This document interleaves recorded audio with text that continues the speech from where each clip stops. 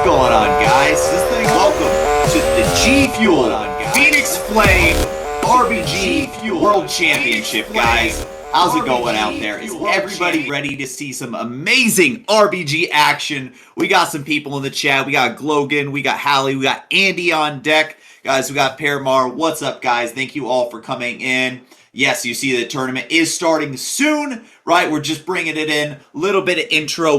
Right now, we actually have some picks and bans going on, is what I'm being told. So, everything is underway. The first match is coming real close to being ready. We'll make sure to have that live on screen for you. Don't want you guys to miss a moment of the action out there for the G Fuel Phoenix Flame RBG tournament. And production, are we able to take this tournament starting soon thing off of here by chance? Thank you, you're amazing. Guys, I want to know, predictions. Who's going to win? Who's going to lose? Who's going to place first? What do you guys think? In chat right now, what do you guys think? Who's taking home this tournament? We have some amazing teams right now. We have a couple. I'll go ahead and start listing off. I see 7 teams already right now. We have CR in note, Bina, Slaw Bunnies, Hoot and Hizzle, the COVID conscious gamers, Young Boy and the boys, or YB and the boys, and then Team Camel, the reigning G Fuel RBG champion, the 2-time undefeated G Fuel winner, Camel. Can anybody finally take down Team Camel and dethrone them from their reign of terror across the RBG bracket? Or will they fall prey to one of the new up-and-coming teams? Guys, let me know in the chat, who are you going for, right? We have some Team Binas in the chat. Yes, exclamation point bracket. Make sure that you guys can see it. Can you show us the rosters? Exclamation point bracket, you guys will be able to see. But if I go through and I take a look at some of these rosters, guys, I can see, I believe our first game is going to be... What in the world am I looking at? Oh, gosh. So our first game, I believe, is going to... Oh, we got the production. You're amazing. You're amazing. Can you click on where it says CR in note right there? It'll bring up the... Yes. Okay, guys, check this out right here. Our first game that we're looking at is CR in note versus Team Bina. Right here we see, I don't know why it shows me on a team, but we're gonna ignore that for now. Team CR in note is made up of Maldiva, Slip and Slides, Jimmy Pop, Wristful, Eric, XO, Weed Tyler, the team captain, Omnivore, Oz, Fancy the DH, Miss Clean, and Vetting, and Neff as well. So, on the flip side, Team Bina, led by Chopped, I believe, right? Either Chopped or Bina, is going to consist of Chopped, Bina, I Can't DK, Solid, Soul Fuel, Leader Hogan, if I said that right, sorry, Vet, Andy on deck, Toy Soldier, Lord Ferg, Akuma, Yukazi, and Maverick. Guys, what do you guys think? I want predictions in chat right now. Personally, looking at this bracket, looking at some of these, I recognize a lot of players from Team CR in note as former tournament players as well. This, I believe they were the 92 Dream Team is what they called themselves during the last G Fuel Guardian tournament. So, right, they did have a decent placing, and they were also, some of the members of the team were from the G Fuel Hype Sauce tournament as well.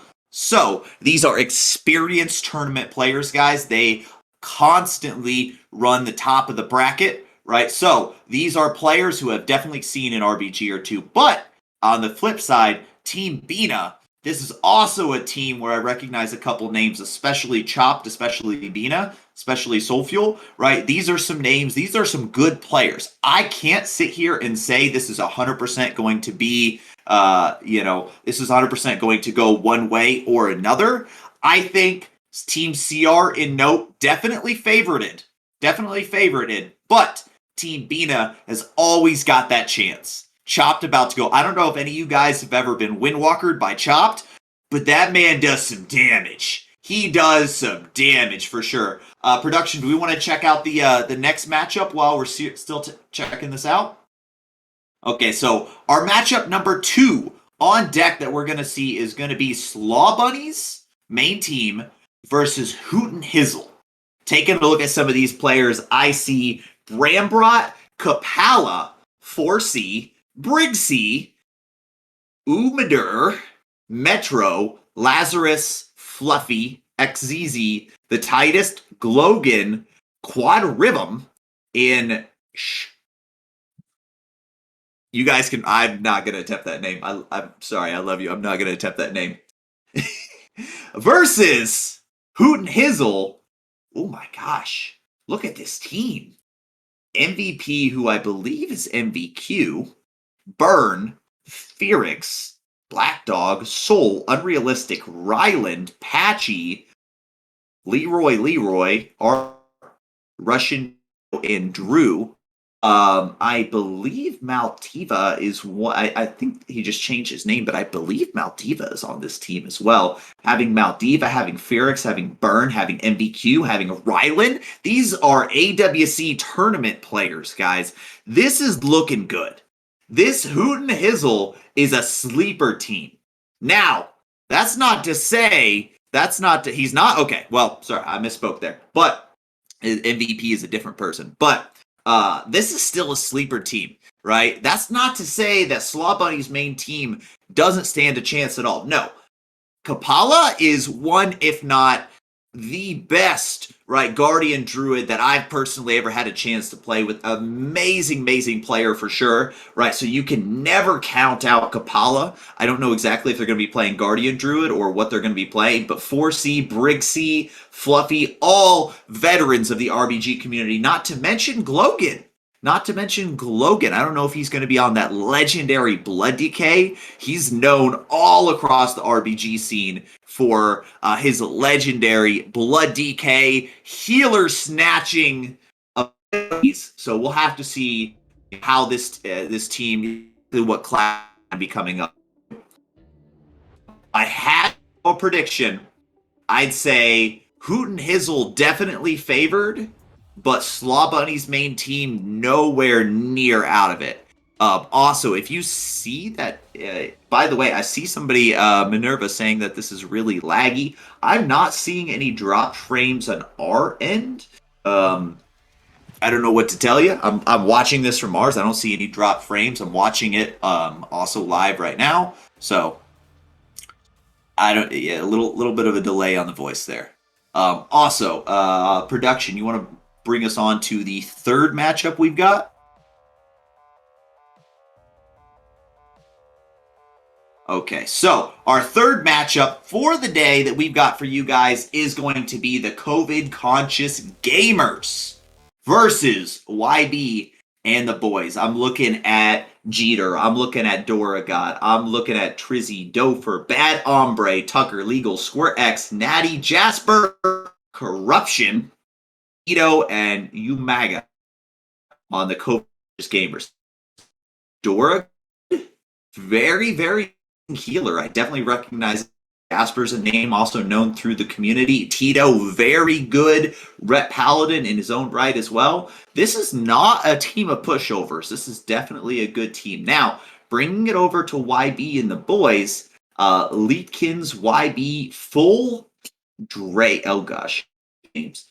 Drade, Arg, Chapter Black, Acid, RJ, Drakthor, Gatane, Matthew, Big Gum, and Karma. Now, this is definitely looking to be an underdog team for sure. I'm not gonna skate around it. But the thing is I don't exactly know a lot of these players. I haven't seen them before. This is a wild card, right? We don't know. They could come in and sweep the tournament. We don't know, right?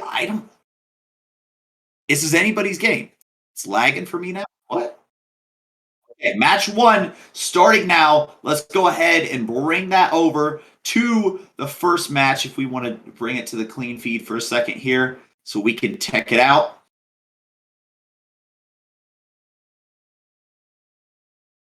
Oh, well.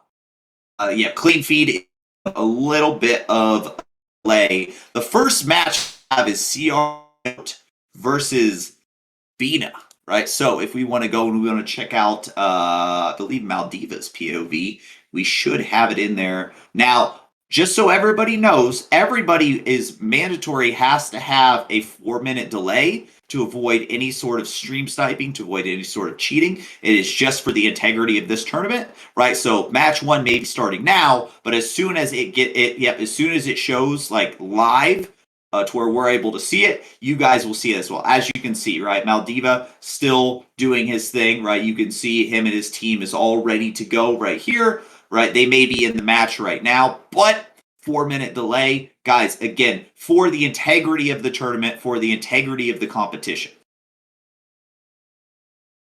So right here, checking this out, taking a look. Guys, I think this is going to be the 4-minute delay. So again, those are the matchups we see. And then again, if you take a look, the winner of the first matchup between CR and Note versus Bina is going to face Team Campbell because this was seeded by CR, guys. Seeded. Oh, yep, there we are. We're loading in. The first match is on the Temple of Katmagoo. Team CR in Note versus Team Bina. Definitely going to be a matchup to watch here. We're going to want to see exactly how this pans out here. Let's take a look. Some of these players are very, very well known. Maldiva, right? Omnivore. These are tournament AWC level players, and some of them have competed in previous G Fuel tournaments before. But at the same time, Team Chopped over here, Team Bina, not going to just roll over and give it to them, right? If we want to check out the clean feed for 2 seconds, we're able to check this out. Now, one interesting thing I do want to point out is let's check out the comps. Let's check out comp versus comp that we have running here. So right here, we actually do see that we've got double Warlock on the side of CR in Note, but we're only running one Warlock on the side of Team Bina. Now, if you take a look, we're running one Rogue on each side, but the interesting thing is we take a look at the healer comp. We have a very different healer comp here for you guys, right? We're actually running what looks to be double Disc Priest, Mistweaver on the side of Team Bina, and then Holy Paladin, Mistweaver, and Disc Priest on the side of Team CR and Note. So, a little bit of difference. One thing you do see is both teams running double Boomy. Now, as where Team Bina is electing to go with the Windwalker and the DK and the Ret as a triple melee, right? You do see that Team CR and Note is electing to go more towards that caster cleave, running only Omnivore and the Ellie, right? That's going to be near melee range. So the gates are open. Match one of the Phoenix Flame G Fuel RBG World Champions is underway. Now we've got both teams electing to go in. You're going to see Nefu going for that Zerker. You definitely want to watch to see if anybody's going to overextend and get insta-gibbed right here. Yuki Shield taking a ton of damage from the start. Omnivore dipping a little bit low. These Warlocks are going to be pumping damage. They have got to be shut down. Team Bina has got to shut down these. Chopped gets deleted. This is a very important part in the matchup, guys. This is the initial team fight on Katmagoo. This will set the stage for the rest of Katmagoo. String Beans taking a lot of damage. Now, Team Bina is rotting down. String Beans almost going down. 2 dead on the side of Team Bina. Green Bean maybe going down. 3 dead. DK goes down. Yuki Shield taking a ton of damage. Team CR in Note is leading up right now. They are going to have the initial advantage on this Temple of Katmagoo. So what we see here is Team CR and No actually electing to only get 2 orbs right now. They're only electing to get 2 orbs where or sorry, 3 orbs. That's going to be very smart. And I want to point this out to you guys. So anybody who's not familiar with the way Katmagu works, right? If you get 4 orbs and you get in middle, okay, this is exactly what they're doing. They're getting 4 orbs. They're getting in middle. You get a bonus. The amount of points that you tick, right? You can snowball this out of control. Yep, you can see already 200 to 0. Every second that ticks by that this team has 4 orbs is going to be so many points that are going on the side of Team Sierra. No, Team Bina has to take out one of these orb carriers. These bonuses that you get from having all 4 orbs are just exponential. They compound on each other. You can see almost already up 300 to 0. So Team Bina will, however, have easy kills on these orb carriers as long as they're able to connect. As long as they can connect right now, but that's the issue. The rest of the team, Team Ciara Note's just not going to roll over. King Shane does maybe go down. Yep. So these orb carriers are going to go down on the side of Team Ciara Note. Two of them still staying up. Team Bina has got to take out these other 2 orbs, and they've got to get some picks. If they want a chance to come back in this game, they're already down 400 points to 22. They have got to get a full wipe here. They cannot stagger the wipe. Now, they did manage to get a couple kills, which is good, but they needed to get a wipe. They need to snowball off of this. They can't just play this trade game. So, Team Bina, Chop's team here has got to take out Omnivore right now. You see a kidney coming out. You see big damage. Shield coming out. Not going to be enough. Omnivore goes down. We've got 1 orb in possession from Team Bina. They have got to pick up some orbs. You've only got 1 orb. You wipe the team. You've got to pick up orbs. Right now, seeing a disparity. 462 points on the side of Team Ciara Note to 82 points on the side of Team Bina. Definitely on the lower end. They have got a mountain to climb, but this is Katmagu. Anything can happen. A full wipe, 4 orbs. You guys saw how quickly Team Ciara Note took the lead, and just like that, right, Team Bina could take it back. It all depends on how this team fight's going to go right here. We see Green Bean taking a lot of damage. Bina taking a lot of damage through here. Maldiva with a big suck on the enemy team. Doesn't manage to land a kill. Who is going to get a kill through here? Green Bean taking a lot of damage. Looks like he's in that purgatory, potentially. Chopped, getting that shield, right, going in on Spanx, trying to take out that orb. Chopped, trying to Fleshcraft to stay alive. He's doing everything he can, but Team Bina is losing players. Spanx and Neff are just sitting there tanking all this damage right now. Or at least they're managing to stay alive. Omnivore face tanking so much, but a great die by the sword manages to save him. And Team Bina, this is supposed to be where they come back. This is supposed to be where they grab some orbs, they get a team wipe, but they're having trouble connecting right now. Team Ciara Note is doing an amazing job right now of just being able to kite out this team and hold on to a minimum of 2 orbs, meaning they are always earning more points than the enemy team. Take a look. We can potentially check out Omnivore's POV or somebody else's POV as well, so that way we're able to really see what these gamers are into. One of the amazing things that our production team has been able to bring to you guys today is we're able to show the clean feed, but we're also able, a lot of these players are streaming their POV, so we're actually able to bring up their POV to show you guys live on the stream. We can see Omnivore sitting in the middle with that orb.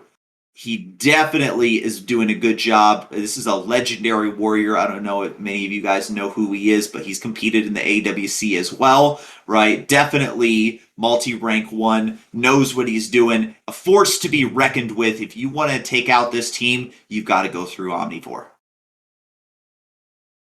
Now, speaking of that, he's going to pre-die by the sword. All this damage coming in from String Bean, from this Ret Paladin, doing everything he can, right? They have got 4 orbs. They're trying to kite. He's trying to get away before his die by the sword rolls out. He's taking so much damage right now, right? We have definitely got a one-sided game. It's not over yet. Definitely got to have Team Bina turn around and get some kills on this team if they need to come back. Interesting here. Just worrying about some technical stuff here. Our production team is doing an amazing job. They're just trying to, with all these different streams, guys. It's a lot to go on in the background. If we want to check out Maldiva's POV here, we can actually see what's going on right from the side of the Warlock, where we can see the caster, right? Taking a look right here, we can. And yes, everybody does have to have a 4-minute delay, just so you guys know. You can see Maldiva going down here, 900 to 200. Okay, Maldiva electing to get up out of his chair. He feels so confident in his team's ability to win this game that he just decides to get up out of his chair. Nah, team, you guys got this. You guys got this. Why is streaming only 780p? That's because we're switching between a lot of different POVs. It's not that this stream is 780p. It's that the streamers that we're showing you have their stream showing in 780p. And at least that, so hopefully to answer your question there. So back to the clean feed. We have got 1,000 to 280 Omnivore. These are these qualifiers? No, so this is a ball game. This is game one. Guys, this is game one of the G Fuel Phoenix Flame Championships exclamation point bracket. Right here we have Team CR and Note versus Team Bina. You can see that we've got 2 orbs on either side, but Team CR and Note is in the driver's seat so far, right? We definitely see Team CR and Note is absolutely brutalizing this team. They are charging them in the graveyard.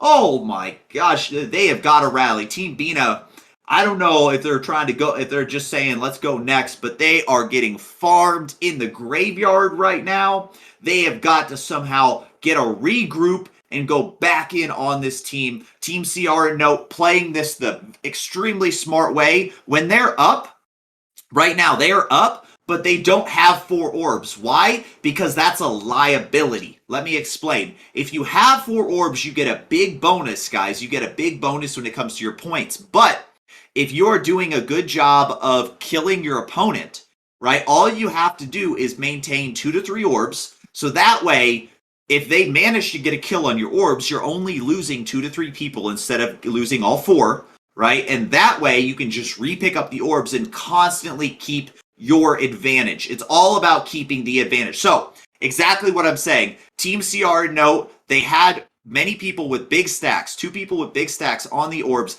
They both went down. What's going on right now is you're seeing Team CR and Note. They're actually managing to farm the enemy team to where they're not able to pick up that orb, right? You can see Weed Tyler actually managing to keep the enemy team at bay. Only 1 orb on the side of, it looks like on the side of Bina they have right now. Trying to look, yes, you can see Weed Tyler's POV right here. Yes, we're trying to give a nice shout out to all of our fellow streamers who are streaming this event, all of the amazing competitors. We want to do everything we can so that they're having a good time. They're also streaming. You could turn it into a donation to the Red Cross. Oh, interesting. Maturino, broadcaster over here, bringing up a good point that yes, this is sponsored by G Fuel. Yes, this is an RBG World Champion, but yes, this is also, right, to benefit the Red Cross. This is all for charity, guys, right? What we're doing, guys, exclamation point, I believe it's exclamation point, donate in the chat, right? All the proceeds from today will go to the Red Cross, right? So Red Cross, Mission Red, what they're doing is they're doing a lot of things. They're actually helping out, some humanitarian efforts in Ukraine as well. We'll talk a little bit more about that later. But right now, Team CR No is running away with it, 1,200 to almost 400. Team Bina, I don't know if they're going to be able to come back from this. It definitely looks like Temple of Kot Magoo is not their matchup. Especially going down. 9 people getting wiped from Team Bina. Looks like Team CR and No is got this game all but wrapped up. But guys, this is game 1. This doesn't mean Team Bina is out. This doesn't mean that they even win the series. This is game 1. Now, we've got multiple games, multiple matches, or multiple maps. So, I've seen it before. A team loses the Temple of Katmagoo, but wins the Rothi Basin, or wins the Warsong Gulch. So, Team CR and Note will, as long as everything keeps going this way, will take the first game of the Matcherito Phoenix Flame, G Fuel. Sorry, guys. The G Fuel RBG World Championships. The first game will indeed go to Team CR in Note. But that doesn't mean that they've won the series. They've won the battle, not the war. There's still plenty of other teams out there waiting in the wake to take them down. And there's still plenty of other games that have to be played before they even win the first matchup. But victory for the first match does go to Team CR and Note. Guys, exclamation point bracket in the chat if you guys want to check it out. Right, we can actually swap between a couple POVs here just to check out what's going on with some of our amazing streamers. Right, we can see we've got we've got G Fuel as an amazing sponsor. But real quick, right, while we're swapping, you can see, whoa, I'm big. What happened? Hello, what's going on, guys? So, for those of you guys just tuning in order to recap the first game, we saw Team CR and Note versus Team Bina. You can see the first match does go to Team CR and Note. They were able to very convincingly take the Temple of Katmagoo. Now, we will get confirmation here very soon, right? So we will get confirmation very soon of what the next match is going to be. Of course, we will be on a different map. First stretch goal has been hit. Hold on here, folks. We're going to need to check something out here because our first stretch goal, our first donations to the Red Cross has been hit. Let's check out the clean feed for 2 seconds here, right? Or at least somewhere we're able to check this out because I believe our first goal, and if you guys are wondering what that first goal is, guys, make sure you check it out. Yes, $230 towards Red Cross. Our first goal has been hit.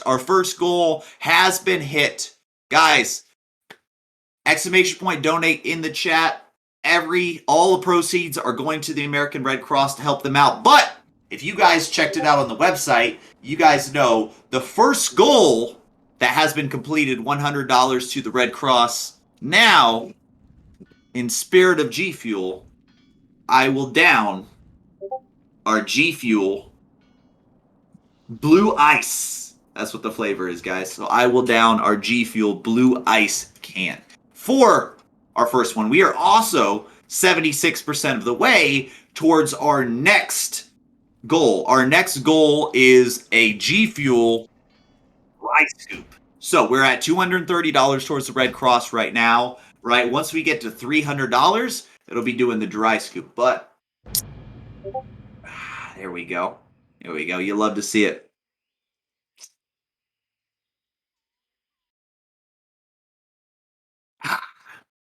That's good. For sure. So right now, if you guys are wondering, we're just in between matches. As soon as we got out of that first match, now initiates the process to where the losing team will choose what map they're going to go to. The losing team will get to choose what map that we're taking out. So Team Bina, Temple of Katmagoo, not their map. But their map could be a Warsong Gulch, could be a Twin Peaks. I don't know. Wherever they feel they're strongest at, we're going to see it right here. And you guys are about to see me chug this can of G Fuel. Because why else? Crusader arm swings after that Dry Scoop. Hey, I might hit him with the flex. You never know.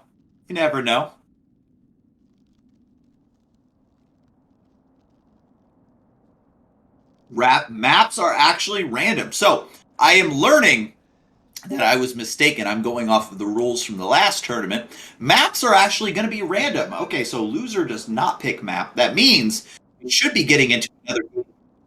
very shortly. Okay, so the teams banned the maps at the beginning. That's what it was. So, in case you guys are wondering how maps were chosen, right at the beginning, I'm getting word from our production that each team, sorry, that's a lot of G Fuel.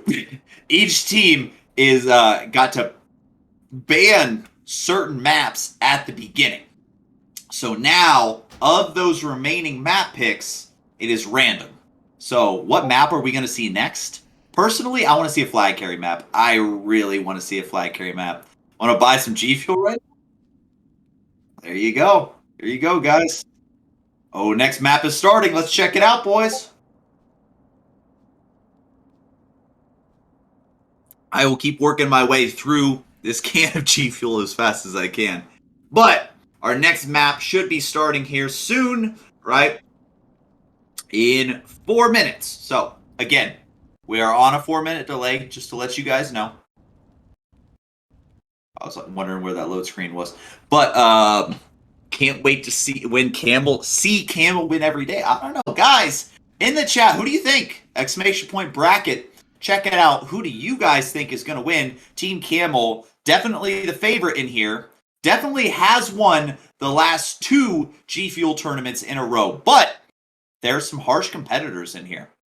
There are some really, really good players, right? We've got some AWC level players. We got Burn, we've got Maldiva, we've got Omnivore, right? We just saw Team CR at Note dominate the first matchup, and we've only seen 1 game so far, guys. This is going to be a good one. This is going to be a good one. Whether Campbell wins or not, somebody's going to give him a run for his money. I can't wait to see what's going on. I can't wait to see who takes this. And I think the map is really gonna play a big factor in this. Team Camel has admittedly, if I remember right, they've lost flag carry maps to a lot of teams in the past. But where their bread and butter is the Arathi Basins, the Deep Wind Gulch, Temple of Katmagoo. So if anybody can manage to take them out on one of those matches, right, they stand a chance to win the whole tournament.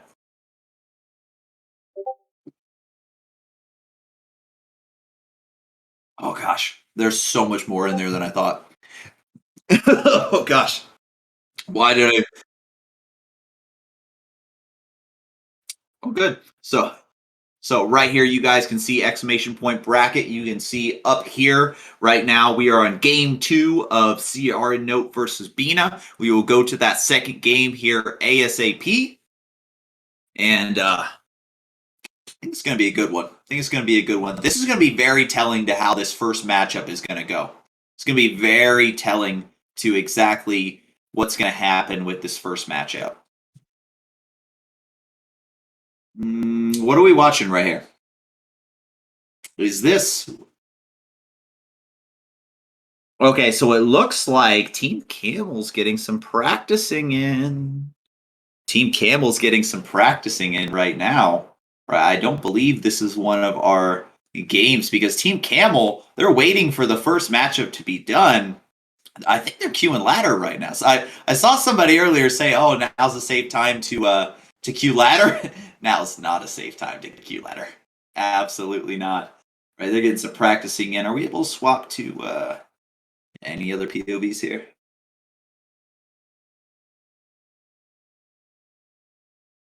Oh, here we are. Wait. Yep. Here we are. We have Team CR and Note versus Team Bina here on trying to look exactly. Oh, this is Gilneas. Okay. And interestingly enough, Chopped swapped from the Windwalker to the Demon Hunter. Windwalker to the Demon Hunter. Okay. Okay, very well. So, trying to look at some of these comp change ups, I do see that we have got a Guardian Druid. No, double Boomy on the side of Team Bina. The only swap up for them is going to be Windwalker to Demon Hunter. Now, if you take a look over at Team CR and Note, you can see that they stayed the same team, right? We're just Give us 2 seconds here. Yeah, there we go. There we go. So trying to look Team Omnivore, right? Or sorry, Omnivore's team electing to go straight in here, trying to stop the fast cap. Can we go back to the clean feed, please? I'm not able to. Oh, okay, they're having an issue. So right, I'm trying to look right here, and I'm trying to see. Yep, so we've got Omnivore pre-die by the sword before going in. We see double Demon Hunter on the side of Team Bina. All right, but MXV elected. What is he doing? Did he already die? I don't know. So this is still that initial Gilneas team fight. So if you guys know about Gilneas, you know that this first team fight on Gilneas is huge. This first team fight sets the stage for a lot of things, right? Omnivore is trading down these healers. Yuki Roll taking so much damage. Bina possibly going down. These double warlocks are shadow rifting half the team away. Team Bina, you've got to do something. Double Demon Hunter popping that darkness, not going to be enough. Team CR and Note is looking dominant at the start of this matchup. We can see Omnivore's POV here. Love to see that we've got a bunch of streamers that are helping us out for this event that are amazing, streaming their POV here. We can definitely see that Omnivore showing us what it takes to play a warrior at the top level. This is a multi-rank 1 AWC tournament level player. We've seen him in GCD TV tournaments. We've seen him in RBG tournaments. We've seen him in AWC. This is a team that knows what they're doing. Omnivore, Maldiva, King Shane, multi-rank 1 Warlock. Weed Tyler consistently on the top of the bracket as well, right? You can see Maldiva. I love Maldiva. So, guys, we can see Maldiva is in a battle right now, but he's even in a bigger battle with hunger right now. He goes straight for the food. Did not use his napkin cooldown at all, electing to save that for when he really needs it. Oh, you love to see it. But yeah, so Team CR Note is looking dominant here. Team CR Note might be a team that can challenge Camel. We'll have to see. That's the thing here, guys. We've got so many good teams. We've got so many good players, right? Wait, what are we saying in chat? We beat them with our third alt vault group? I don't know who you're talking about. No, just Camel walking over there. No, so Camel isn't playing right now. Camel's not playing right now, FYI. Right? Camel's just doing some practicing. But right now, the game that we have here in front of us is 2 caps on Gilneas on the side of Team CR Note. Team CR Note looking very dominant here, coming in over Team Bina. Team Bina doing an amazing job, putting up a great effort here, but it looks like the damage coming out from Team CR Note is just unhealable right now. Looks like they are unable to keep up. And if this keeps up, right, Team CR or Team Bina has to do something. They've got to get a 2 cap. They've got to go for that off note. They've got to do something if they want to be able to take this other team out. If they want to have a chance in this tournament, Team Bina has got to do something. So be on the lookout for Big Daddy Ferg, MXV, right? This rogue as well to be making some stealth plays. We can see MXV is in the team fight. We can see that the rogue just had to trinket. Something's going on. Something's going on in the background here, right? We can see the rogue did just have to use his trinket. So it looks like they are going for that off node right there. But trying to see who Team CR and Note has sitting. I think, could be wrong, I think they have Weed Tyler sitting. Yes, they're sitting. Okay, so they have Nefwu, and Weed Tyler. So Rogue Boomy sitting on these off nodes. That's going to be amazing. Yeah, you're definitely not going to see a team that high of a caliber only single sitting when they're up 2 bases. They are indeed going to double sit, especially with how confident they feel in the team fight here. So right here, right, taking a look at the total bracket, guys, exclamation point bracket. If Team CR in Note manages to take this, they will now be seeded to take on Team Camel in the next bracket, or sorry, the next round. It won't be the very next game, but it will be the next round. So we're coming up on that pivotal time, that time where Team Bina has got to make a play, the time where Team Bina has got to get a second node. Otherwise, they will have to come back in 3-cap. So they still have time. But one thing you want to note here on Gilneas is there's a certain point where you don't win with 2. Is the entire tourney going down today? Thank you for asking. This is a 2-day tourney. We don't, if we were to stream the whole thing today, it would take 10, 11, 12 hours, right? So this is going to be a 2-day tournament. Just so you guys know. Today is day 1, and tomorrow will be day 2. At least I think that's how 1, 2. Yeah, okay. I had to double check my math there, guys, to make sure it was good. But we definitely see 700 to 400 coming out here. Team CR and No is in the driver's seat. Maldiva going back for that hunger cooldown. We can see he's going right for it. He's going in. Does he have enough DPS to take down what looks like his Chinese food? Right. We can definitely see he's going for it. He is not taking a breath. And production didn't like me casting. Maldiva's eating. So we switch over to Omnivore's POV, who is on that cradle mount. Love to see it. So now's the point in the game, guys, where Team Bina, they might be feeling a little defeated. The morale might be broken. But here's the thing. They can still come back and win, but they've got to get a 3-cap.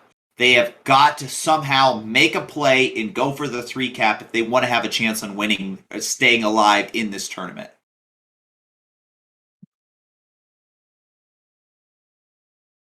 I'm trying to take down this G Fuel as fast as I can for you guys, but this is trying to chug a G Fuel and cast at the same time is not it's not the easiest thing in the world. But right here we see Weed Tyler's POV. He is going to be guarding that off node with that druid. Definitely going to be a good idea. I mean, one thing you don't want to do in this tournament is give your enemy team an inch because they will take a mile. I've seen it before. You know, it's happened before. It can happen again. The moment one of these teams lets off the gas pedal, yes, Team CR and No is definitely in the driver's seat. Yes, Team CR and No is commanding this tournament against Team Bina right now. But the moment they say, okay, this is, you know, we're stomping this team, we're just gonna single sit a rogue, that the moment they open up that opportunity for the enemy team to come in, you give them a chance to win. Because this isn't ladder, guys. This is a tournament. These are players here ready to play, ready to give it their all. You give them a chance, they will take it, right? You have to come in here and you have to have your foot on the gas the entire time to make sure you win the game. So, looks like Weed T is going to head over to Waterworks right here. I don't know exactly what he's doing, but yes. So, he already predicted that there would be a double boomy hit. What an amazing play by Weed T, floating perfectly to support his team. The double boomy convoke from stealth comes out, but Team CR and No is ready for it. An amazing attempt on Team Bina, but Team CR and No with that, just the awareness, guys. The awareness coming out from Team CR and No to know both of these boomies have been in stealth for a while. We don't see them. They're probably hitting our off node. Weed T with the amazing float. That is one of the things I got to talk about with RBGs, guys. One thing you see the disparity between maybe a good player and a great player. A good, maybe they're 2400 in the ladder, maybe they're 20, they're good on the ladder, maybe they got hero versus a tournament level RBG player, right? That tournament level, the awareness of knowing what is going on, when are they going to hit something, what would the enemy team do if I was in their shoes? That awareness is just amazing. Right now, you can see Weed Tyler, he knows that both of these demon hunters are going to be trying to sight. They're going to be trying to pop that spectral sight. So, he hides in the water. Did they find him? No, they didn't. It's a very interesting trick coming out from the rogue here. It looks like he's actually going for a third base here. Potentially? Yes. Weed T going for that cap. Is he going to get it? Are they going to get the third node? There's the sap going out. He's going to get it. Is he going to have to trinket the sap? He elects not to, but he fully opens onto Chop. 1v1, Demon Hunter, Rogue. The bomb goes out. The Resonator. Is he going to stay alive? Netherwalk at 1% chopped. What are you going to do? You've got to use a Hellstone. You've got to use something. No, Chop goes down. The 1v1, Weed Tyler takes it. Is it going to be a 3 cap? Is the Boomy going to get there in time? The answer, no, it's going to be a 3 cap coming out on the side. Weed Tyler with the amazing 1v1 plays coming out to 3 cap and secure that victory for Team CR and Note. Definitely amazing play coming out. The victory on the side of Team CR and Note. They're going to be up 2-0 versus Team Bina in this series. Now, I'm going to check with my admins, just so I know, but I believe it's best 2 out of 3. Right? Let me double check. Right, it's actually our admin. Is it best 2 out of 3 or? So I just want to have confirmation so I can give you guys appreciating the tips and tricks, of course. Right? So you guys can see exactly what. Okay, so it's best of 3. Best of 3. Guys, Team Bina, they have got one more. Sorry, they're out. Best of 3. That's trying to figure out exactly what I'm saying here, guys. So best of 3. That means Team CR Note takes the first round. They take the first matchup, and they will tomorrow in round 2 be going up against Team Camel. That's going to be a good one to watch. Next up, we have Slaw Bunny's main team versus Hoot and Hizzle. We have got Kapala, Forcey, Briggsy, Fluffy, Glogan, Quad. We've got some very reputable players here on the side of Slaw Bunny main team. Some amazing players. I've played with a lot of them before. But we've also got a sleeper team. We've got Burn. We've got Fearix. We've got Rylan. We have got Unrealistic. We have got a multi-rank ones. Rylan, actually an AWC level player, playing with Team Black Flame right now. This is going to be a good one, guys. This is going to be a good one. We have got the clash of East versus West in here. We've got some RBG players, some players that run the RBG bracket on the side of Slaw Bunny's main team versus some players who run the 3v3 bracket on the side of Hooten and Hizen. Will the arena team, made up of mostly arena players, be able to take this dub, or will the RBGers be able to use that RBG sense, that tactics, that strategy, and take them out? This is what I want to see. I've been waiting to see this. I gotta say, ever since I saw this bracket right here, I've been waiting to see this game, because this will be telling. This will be really telling. This will be arena versus RBG. Who wins in this RBG tournament? But yes, so big GGs go out to Team Bina. They did an amazing job. They they showed up. Right, there was a lot of teams that signed up, a lot of players that came out, right, and they showed up and they gave it their all. So my hats are off to them as well, especially Chopped over there, switching from the Windwalker in the first game to the Demon Hunter in the other game, showing a little bit of flexibility as well. Now, if we take a look at this next game, we should have it up here pretty soon, right? But we're going to have, trying to think. I know Fearix is the team captain for Hooten and Hizen. I think that the team captain for Team Slaw Bunnies is going to be Metro. So, Metro going to be the team captain on this. Okay. Yep. So, Matcherino Clean Feed is having some issues right now. So, where better to watch than right here? Right, where you guys are able to check out all the action going on. Team Slaw Bunny's main team versus Hooten and Hizen. Right, let's see, guys in the chat. Predictions: who's gonna win this one? What do you think? Do you think Slaw Bunnies takes it? Do you think Hooten Hizzle takes it? Do you think the arena team of multi-rank 1 AWC level players versus some RBG Bracket runners. What's going to happen? Team Metro, Team Quad. Let's go. Jasper not playing this tourney. I believe somebody named Jasper was. I believe Jasper was playing in this. I believe. I don't know. There's somebody named Jasper who signed up.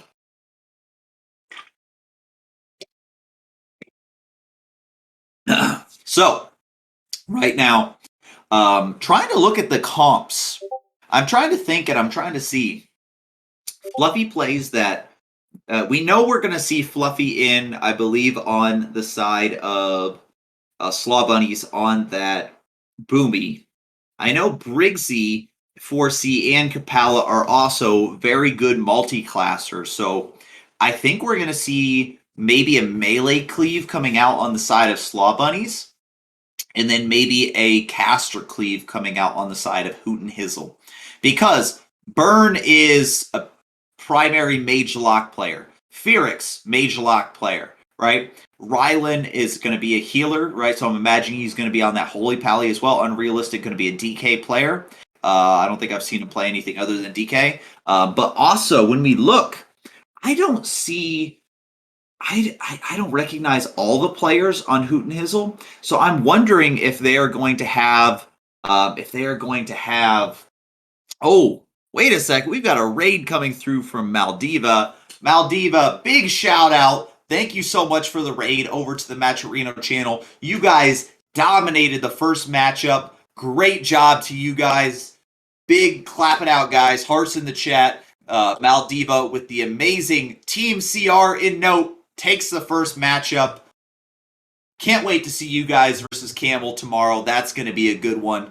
Appreciate you guys. So next up, we do have Team Slaw Bunny main team versus Hoot and Hizzle. As soon as we get into that, right, we will be able to see it. Yes, GG's in the chat from Maldiva. Love to see it. Are we able to go to Fearix's POV by chance here?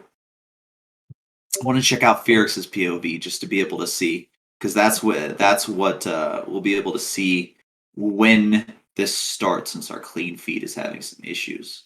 So, okay. So right here, you can see Mr. Corrupted Gladiator Fearix right here. Going to be a good friend of mine. Great guy for sure. Even though he plays Mage Lock sometimes, we'll forgive him. But yeah, definitely trying to see. It looks like he is sitting out. So, looks like he is sitting out for his team. So he is on the bench right now. Trying to look and see if we have a feed. Can we go to Unrealistic? Yep, that's fine. I just want to be able to see this team comp that we have coming out here.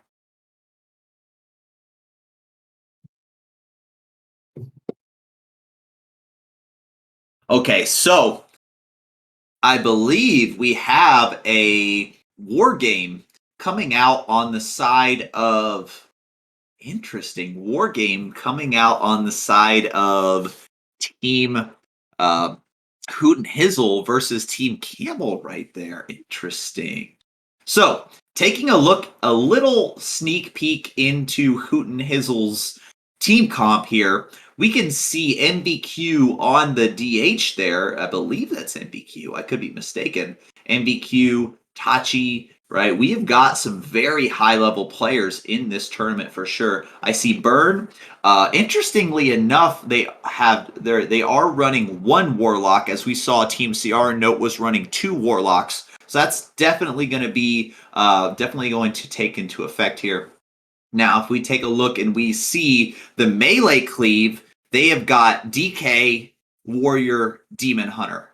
And they also have the Rogue, but you guys already know Rogues, you can consider them melee, but they're not in the team fight. They do a lot of extra stuff. So when we're taking a look at this team comp, taking a look that DK, say we're on a flag carry map, right? DK and Warlock are going to be potentially playing defense. Now, I would really love to see whether they elect to have Warrior back on defense or not. I really want to know what this first map pick is going to be. It's definitely going to be super interesting here, right? Coming out on the side. Do we have MBQ's POV here? Can we swap to that? Warrior Lock is technically better on D. Yeah, so one of the reasons Warrior Lock works really good on defense is because of those intervenes and because MVQ is not streaming right now. Interesting. Okay, well, very well. Okay, we can check out Patchy here. Right? Any chance of plugging in the active POV? Yep, we got you. Don't worry. Don't worry. We've got you. We're getting it up ASAP right now. We've got Patchy on stream here. This is going to be, I believe, yep, this is going to be Patchy playing. Oh, this is great. So we can actually see they've got Tridento on the Warrior, Tachi the DK. You've got MVQ on the DH. We've got Rylan, Burn, Patchy, Leroy, Drew, and I can't see the name for the priest. It's a little blurred on my. This is a ball game. Yeah, this is a ball game for sure. He definitely is streaming right now. Well, then we have a weird issue with it. We're fixing it. Production team's working on it. Don't worry, guys. Guys, I don't think a lot of you guys, really take into effect that production does so much behind the scenes to get this for you guys. So big shout out goes out to Queenie, Queen of Murlocs, because without her, we wouldn't be able to bring you a lot of what you guys are seeing now. I'm moving. Now we are working on getting this pulled up, but yes, there we go. You can see we're pulling up MVQ's POV right now. Let me see what is the status of.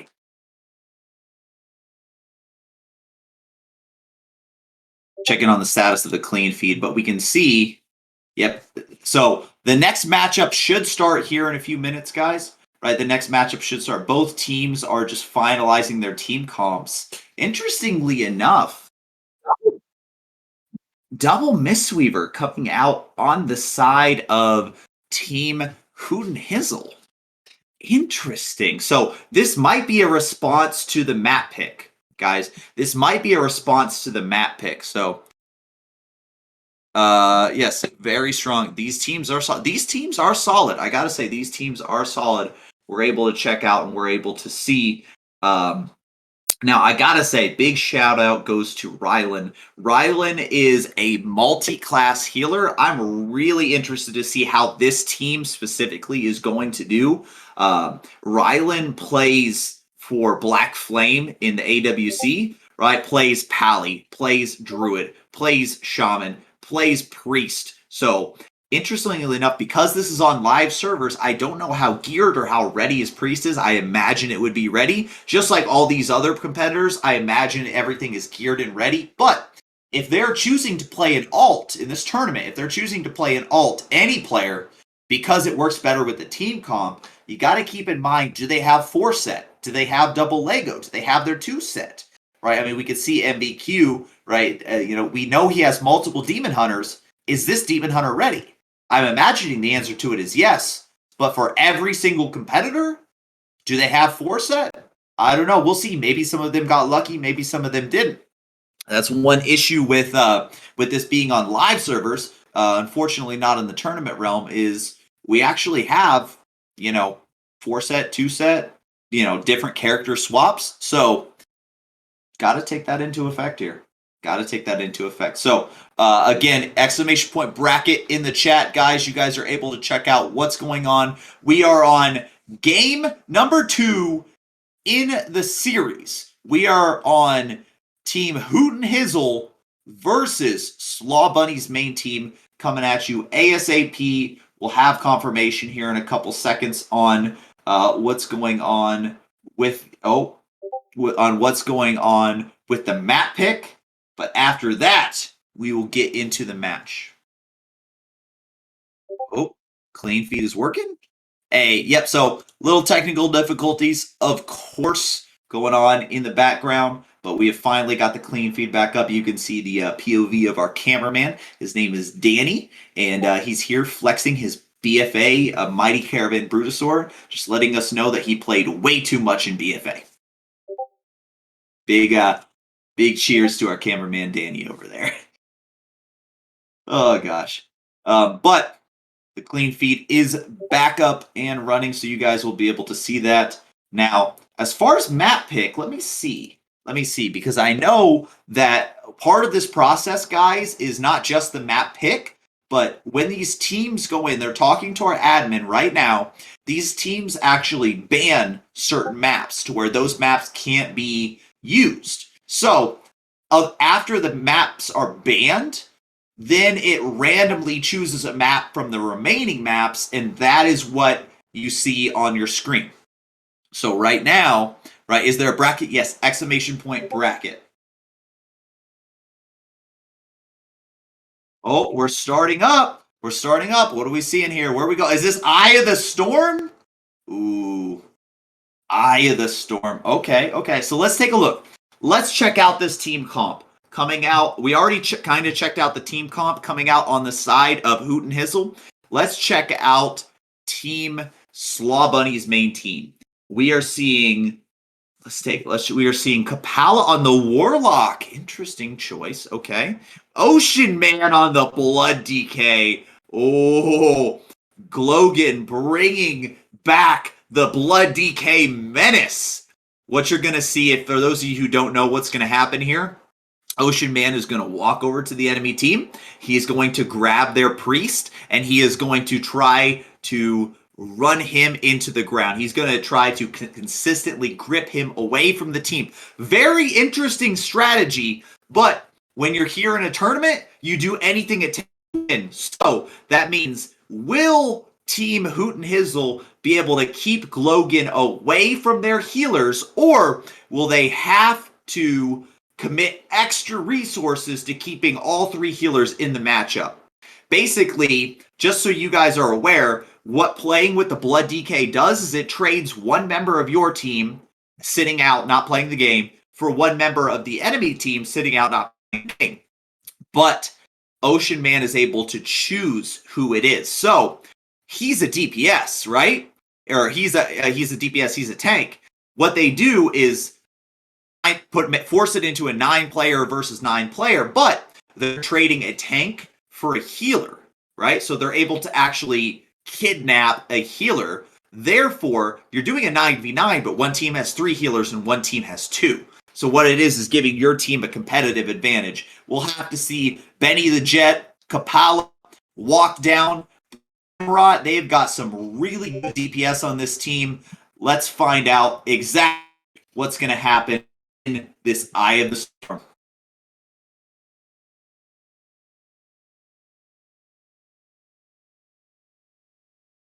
So Tachi electing to lead the charge here. Definitely you're going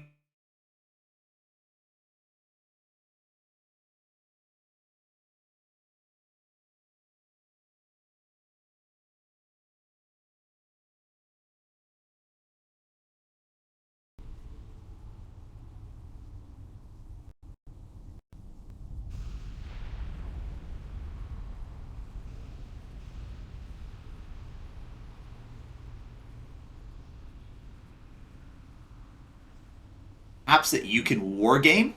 And those maps going to does where what you call it, knock from the middle. The other has it where you can't knock from the middle. One is a battleground, one is a rated battleground. So they're remaking it. The blood strat is revealed. Yeah, so this is an interesting thing. Now are they going to change talents? Or are they going is Ruben going to change his talents because he knows the Blood DK is coming for him? So this does give a little advantage. Now that the Blood DK strat has been revealed, he definitely brings into question exactly how they're going to deal with this. Yeah, but yes, first map is going to be Eye of the Storm, right? Let me see. What maps were banned, right? So that's what I want to know, is what maps were banned. So that way we know what to expect, or what to potentially expect. Glogan was a menace at the start of the last season. Yeah, of course. It's an interesting strategy, right? Here's the thing. In Eye of the Storm, and worse, whatever map it is, if you can manage to kidnap one of the enemy healers, it puts your team at an amazing competitive advantage. It really does. So, if you can do it, you make it happen, right? So it's definitely a strategy that they can employ, but it can also backfire. If the enemy team knows how to deal with it, it can backfire. Because what you're effectively doing is just trading out one player on your team for one player on their team. But if the enemy team knows how to counter it, now you're just down a DPS. So definitely interesting to see here. One thing I do want to point out is the double Mistweaver coming out on the side of Hoot and Hizzle. Mistweavers are notorious on this map for getting knocks from the middle, right? So definitely expect all three Mistweavers in the game to be playing that knock talent. We're going to see a lot of DPS, potentially die from, natural causes, right? Different damaging abilities, but we're also going to see a lot of DPS and a lot of healers getting knocked from the middle, right? We have got the grips from both DKs. We have got the Shadow Rifts from both Warlocks. We have got the Mistweavers playing knock. We've got double Priest on the side of Slaw Bunnies plus Rylan are all going to be playing that Shining Force talent. This is going to be a knockdown brawl. Excuse my pun there, guys. Right, so definitely going to want to check and see who's going to get knocked right here. I will do my best to finish up this can of G Fuel before the match starts, just for you guys, because we did reach our $200 goal towards the American Red Cross. So, exclamation point donate in the chat, check out the Red Cross, and our next goal at $300 will be Barndor taking a dry scoop live on stream.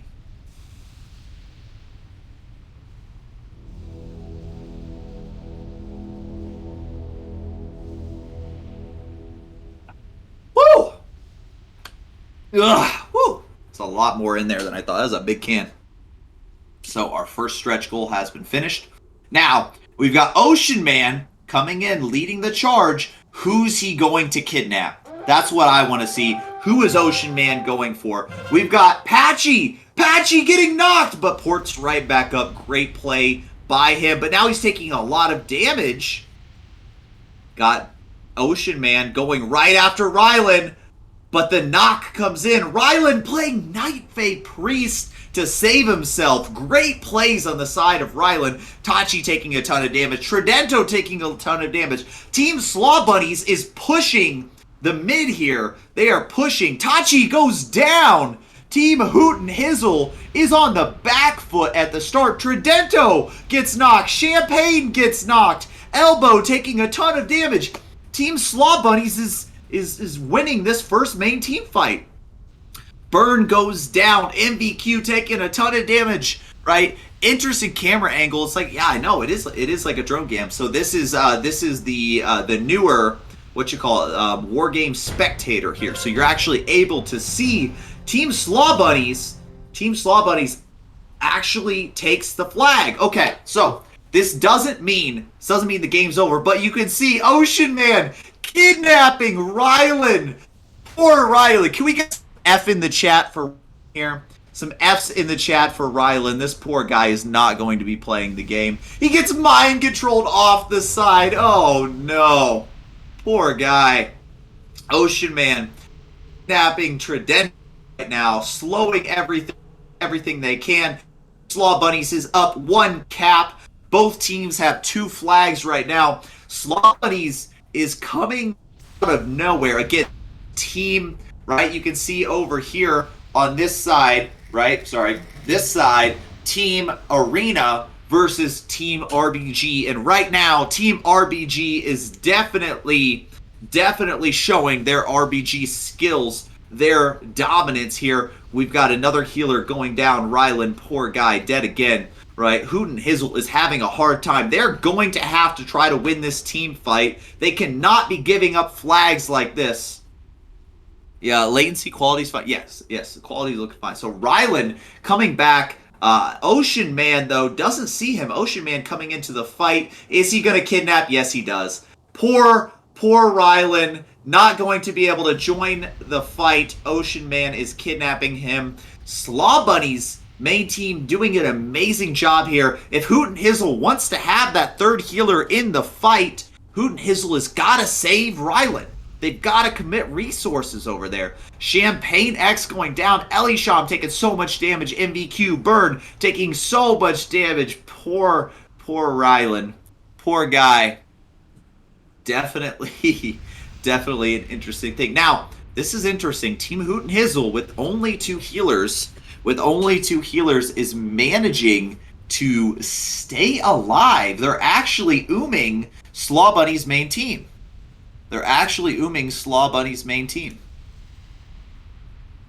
So we check this out. So this is interesting. So one cap Slaw Bunnies. Hoot and Hizzle still in the game. Nowhere near over yet. Now it's time for the knocks. Who's going to get knocked? Who's going to go down? Right? Tachi going down. Tridento taking a ton of damage. MVQ taking so much damage in here.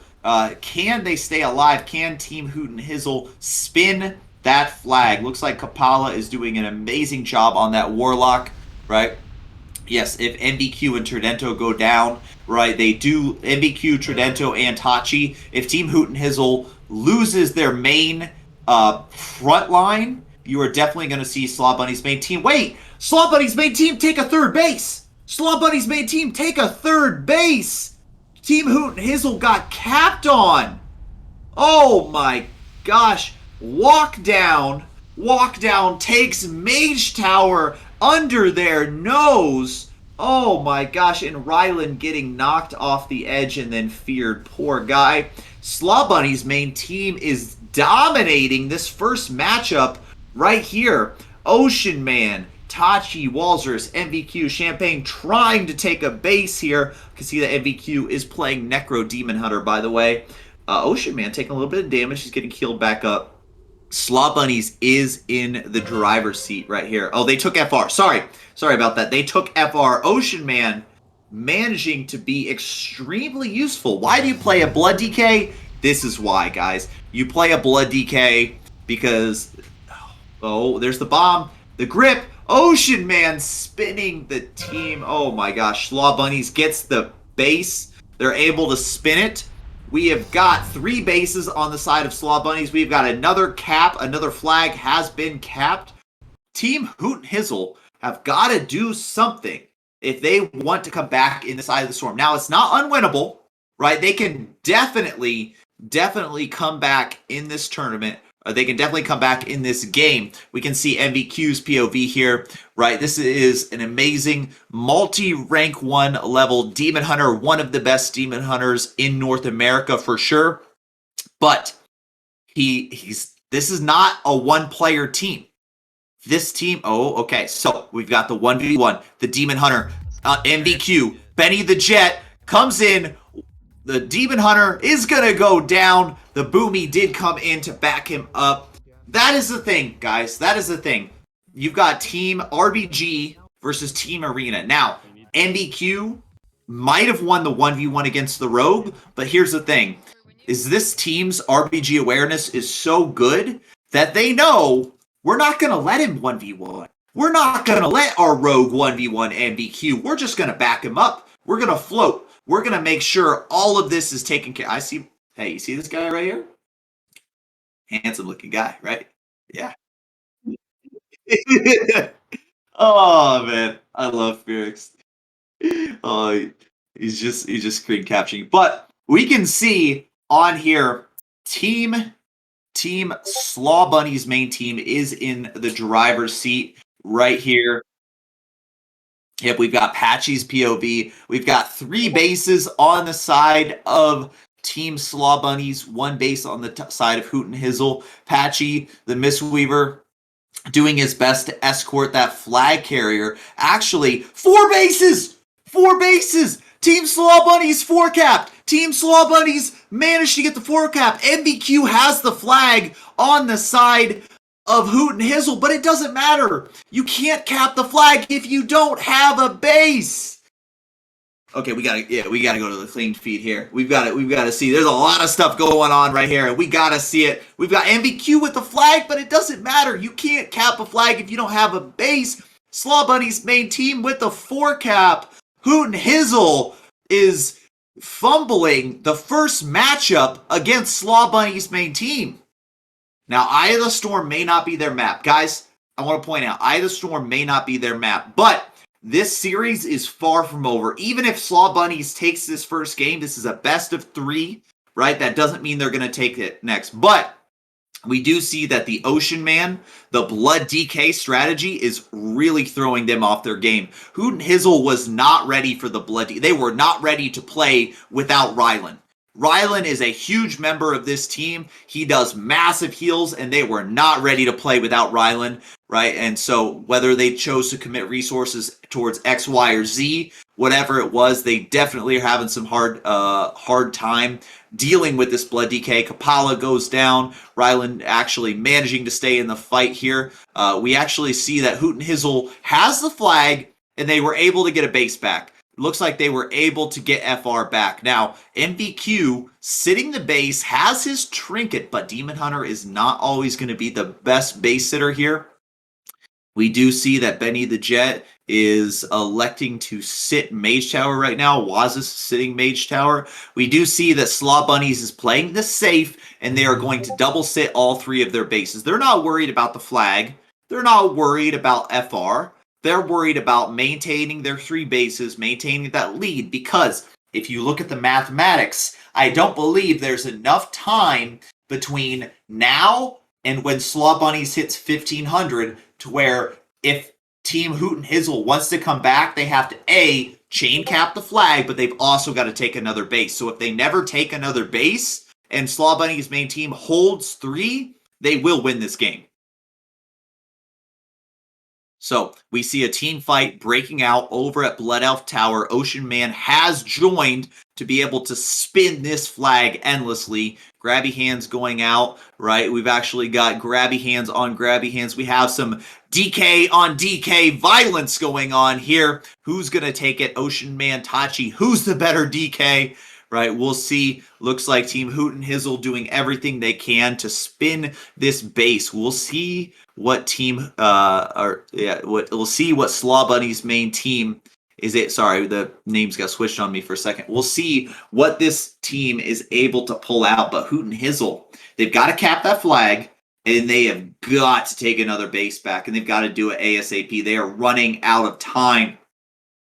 Rylan actually has the flag. So they're electing to use a healer, but that healer is getting feared. Where is Rylan at? What is going on over at Mage Tower? We got a couple deaths coming out. Potentially, Slaw Bunny's main team might get capped on over here. Hoot and Hizzle is fighting back. They are doing everything they can. They are fighting back in, is that Chicka Chow? Oh, Chicka Chow. What's up, buddy? Right? Another name in the RBG community we recognize. So if we're looking right here, we can see that Rylan's POV. It looks like he actually managed to cap the flag. Now he's going back for more. Now, Team Hoot and Hizzle, not out of it yet, but they've got to take a base. It's not enough to cap the flag at this point. They have got to take a base. They have got to get this flag. Okay, looks like Rylan getting knocked off of the flag by Leroy there. No, sorry, he's letting Leroy have the flag. Sorry. But Team Hoot and Hizzle, it's not enough to cap the flag. They've got to get a base as well. So this game getting closer and closer to the first victory here on the side of Slaw Bunny's main team. Now, I am interested to see the next matchup. Now, they did win, or they might win. Slaw Bunny's main team might win the first matchup here, but that doesn't mean they're going to win the next map. Can you do the same map twice? No, you can't. No, you can't. So the next match will be another map. There will be another map. So Eye of the Storm may have caught him off guard. Ocean Man strategy may have caught him off guard. But you better believe this is a team of multi-rank 1 AWC level players. They are going to adapt. They are going to change some talents. They might change up their comp, right? So we'll see what happens in this next matchup. Game 1 in the second series of the day does officially go to Slaw Bunny's main team. So Slaw Bunny's main team definitely takes it, but we'll see. We'll see what the next map pick is going to be. Right, we're waiting on our admins to let us know. Let us know what the next map pick is, and then we'll see. We will see. Guys, exclamation point bracket if you guys want to follow along. You want to see exactly where we are at. Slaw Bunny's main team taking the first matchup. I would not have predicted that. I honestly would not have predicted that. I think Team Slaw Bunnies definitely, it was their game to win, and it was Team Hoot and Hizzle's game to lose. Okay, guys, hold on to your hats because Temple of Kot Magoo is going to be the next matchup. This is interesting. Temple of Kot Magoo is it's a very individual basis for. Oh, interesting. And there it is. Yes, Slaw Bunny's main team versus Team Hooten and Hizzle. So, next matchup will be played on the Temple of Kot Magoo. So, we'll see. This Temple of Kot Magoo favors arena players because it has a lot to do with individual choices, has a lot to do with how individuals work in the team fight. Now, we saw Team Slaw Bunnies out-strategy their enemies, right? They got the Nox. They got Ocean Man with a Blood DK strategy. They got the base. But will they win the straight-up team fight? If you run the straight-up, knockdown, drag-out brawl, will Team Slaw Bunny still win the team fight? Or will Hooten and Hizzle take it back? We'll see. Yes, Weed T did play in the first game, right? That his team is called Team CR in Note. I love that name, by the way. I love that name.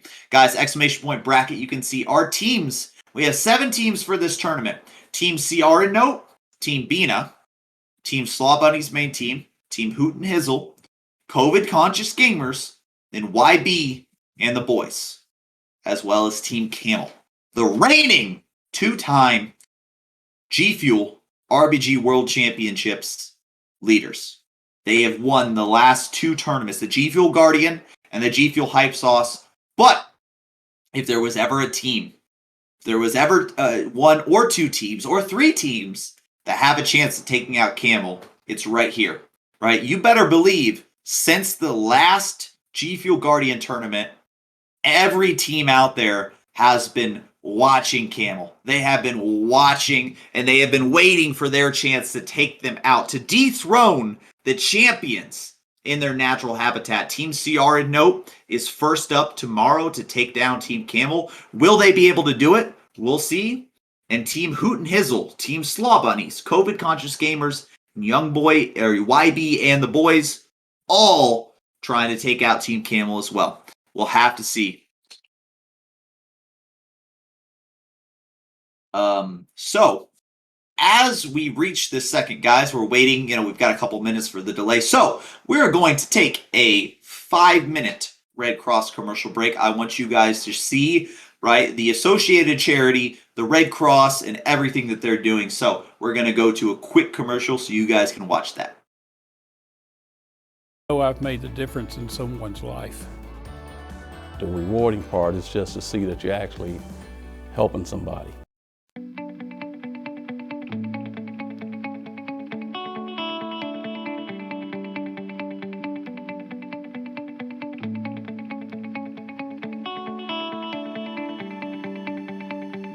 I'm a member of the Disaster Action Team. We respond to fires, floods, storms, and so forth. And hopefully everything's going to be okay. Any kind of natural disaster at homes or apartment complexes, we provide aid to the residents who are the clients. You're there to assess the situation, to find out what the client's needs are, and to see what you can do, and then to see what other members of the team can do. The duty officer is the first point of contact. This is Daniel with the Red Cross. We gather the information for the client, and we then send it to the responders, and the responders then go to help out the client in the start of their recovery. We receive a call 24/7 and quickly go to the scene of the incident and help the client find them safe lodging for the night, as well as provide them with some resources and get them going towards their own recovery. You need to have compassion because we are the first people to talk to these clients from the Red Cross. And a lot of times we set the tone for how their whole experience is going to be. A debt responder needs to have empathy. They need to be able to emotionally connect to a client. I wanted to do something that had meaning and had purpose. Every time I go home after a fire, I know I've made the difference in someone's life. The rewarding part is just to see that you're actually helping somebody and they appreciate it. That means a lot to me. That's my reward. It gives me a sense of satisfaction knowing that I'm able to. And we are back, guys. Welcome back. That was a quick couple minutes from our sponsor, from our associated charity. Guys, we are at $230 donated towards the Red Cross. If you guys are looking for bits, if you guys are looking for subs, you're not going to find them here. But what you will find is all of the proceeds from this event are going towards the Red Cross and their humanitarian efforts over in the Ukraine. So every dollar, every cent that you guys are given here is going towards a great charity, and they're doing everything they can to support the humanitarian effort over in the country of Ukraine. So an amazing charity, amazing things happening right here. Also sponsored by G Fuel. Big shout out to our sponsors over there, G Fuel. Feel free to check them out, guys. Other than that, I'm excited for this next game. I think this next game is going to be very telling. Now, we have some very well-known arena players on the side of Team Hoot and Hizzle, but they lost the first game to Slaw Bunnies. Slaw Bunnies, some very well-known RBGers. So, this is an RBG tournament. Of course, we see that RBGers are favorited, but we'll see. These are AWC rank 1 level arena players. Are they able to improvise and adapt to the enemy team's strategy, right? The Blood DK strategy definitely has thrown them off their game in the first matchup on Temple of Kot Magoo. Will they have an answer? We'll see. Guys, exclamation point donate if you want to donate. Our next goal is $300. After we get $300, you will see Barn Door, that's me, do a scoop of G Fuel, dry scoop live on stream. That is our next goal here, guys. So, we are back. Slaw Bunny's main team, Hoot and Hizzle. Let's check up and see any comp changes. We do see the Blood DK. We do see, right, the Warrior. We double Boomy. We have the same comp coming out on the side of Slaw Bunny's main team. But Hoot and Hizzle subbing out the Warrior to bring in. Wait, no, they didn't sub out the Warrior. What they did was they subbed out Rylan on the Priest to bring in Rylan on the Druid. So they subbed out Rylan for he just changed classes. He didn't sub out, sorry. So we'll see. This is Temple of Kot Magoo. Are they going to be able to kidnap, right, the Holy Priest? Or will Ocean Man be stuck doing no damage as a Blood DK? We'll find out. Maybe we'll find out. We'll see. Rylan's is going to be able to avoid getting kidnapped by Ocean Man, but is Lit P going to be able to avoid getting kidnapped? We'll see. We'll see. We definitely know Ocean Man is going to play to kidnap one of these healers. Is it going to work for him? We'll find out, guys. We'll find out. Predictions in the chat, guys. Who do you think's taking this one? Team Slaw Bunnies? Team Hoot and Hizzle? Guys, let me know in the chat. Who are you guys rooting for? Who do you think is going to take this dub here? We'll see. Gates are opening. 7 seconds. Game 2. Ready, set, go.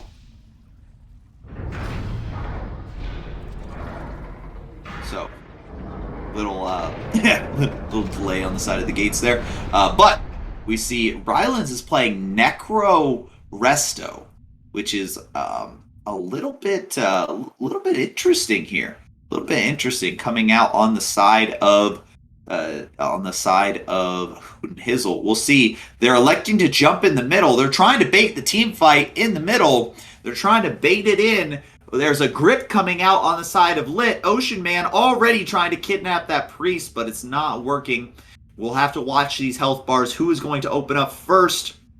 Now, Team Slaw Bunnies Team Hoot and Hizzle do not want to fight on the stairs. That is a death trap. You never want to fight up the stairs. Kapala taking a ton of damage right now, gets healed. Who is going to drop first? Walk Down does pick up an orb. So Team Slaw Bunnies actually electing to pick up an orb very early here. Benny the Jet taking a lot of damage. Ret Paladin taking a lot of damage. Ocean Man trying to kidnap Lit P. He's already doing it. Can he kidnap him? Yes, Ocean Man. But are they ready for it? Are they going to assist him? What's going to happen? Ryland right there helping him out. The team is actually helping their priest. Ocean Man not able to do his job. What is he going to do now that they've disrupted the strategy? We see Hoot and Hizzle managing to counter this Blood DK strategy, but he's going back in for it. He's going back in for it. The priest is getting kidnapped. Will he be able to take it? Walk Down still holding on to that orb. Slaw Bunny's main team is in the lead 44-0, but we've yet to see any deaths coming out. And just as I say that, Kapala taking a ton of damage. This is the biggest team fight we have seen to date. This is Team Hoot and Hizzle, Slaw Bunny's main team, knockdown, drag out. Who's going to win the team fight? Tons of damage going out. Who's going first? We see XZZ having a little issue with his mana. Their Mistweaver as well. But Patchy and Rylan also at half mana. We'll be able to see who goes down first. MVQ taking a ton of damage. Is he going to Nether Walk? No, he manages to get healed up. But Brambrot goes down without pressing bubble. The Ret Paladin gets annihilated right there. Kapala is chunking. Slaw Bunny's on the back foot. Slaw Bunny's on the back foot. Oh, their orb carrier Walk Down goes down. Ocean Man doing his best to kidnap Lit P, but it's not gonna matter. Slaw Bunnies is still going down. We see, okay, so Hoot and Hizzle manages to get an orb, but they do lose a player. MBQ taking a little bit of damage. Hoot and Hizzle is back in this fight. They've got one orb. They are gaining some distance. Tachi taking a lot of damage. MBQ doing everything he can to stay alive right here. We can see Champagne X taking a little bit of damage, trying to stay alive. He is their only orb carrier right now, right? This is a lot different than the Temple of Katmagu that we saw earlier today. Bomb coming out. Benny the Jet might go down. Manages to step back into safety. I don't know if he was playing Cheat Death, but he got a big heal right there. We see Kapala taking a ton of damage, but he is going to pop that wall. He's going to be A-okay. Now, we see two orbs on the side of Hoot and Hizzle. Two orbs. They are managing catch back up. We have 90-76 right here. Slaw Bunnies has got to pick up an orb. But this is still the first team fight, guys. This is still the first team fight. This is a knockdown, drag-out brawl. We see MVQ gets decimated, goes down. Team Hoot and Hizzle electing to kite and run right now. They're electing to kite and run. Slaw Bunnies is trying to okay. Team Slaw Bunnies is trying to, hunt them down. But Team Hoot and Hizzle actually elects to run outside of the map. Okay, so in case you don't know, when you bring an orb outside of this map, you go from ticking 3 points per to only ticking 2 points per. So you do benefit from being away from the team fight, but you actually earn less points overall. And we see that Team Slaw Bunnies manages to push into them as they're running outside, hunt them down, and actually take the lead here. Slaw Bunnies grabs two orbs, 164 to 134. This is anybody's game right now. MBQ managing to keep an orb on that Demon Hunter. You're going to see him with an orb. A lot of this Demon Hunters are one of the best orb carriers you see.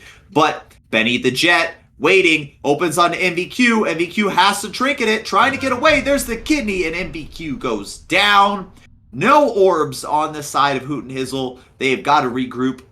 Great job from Benny the Jet right there to be able and capitalize on the MBQ kill.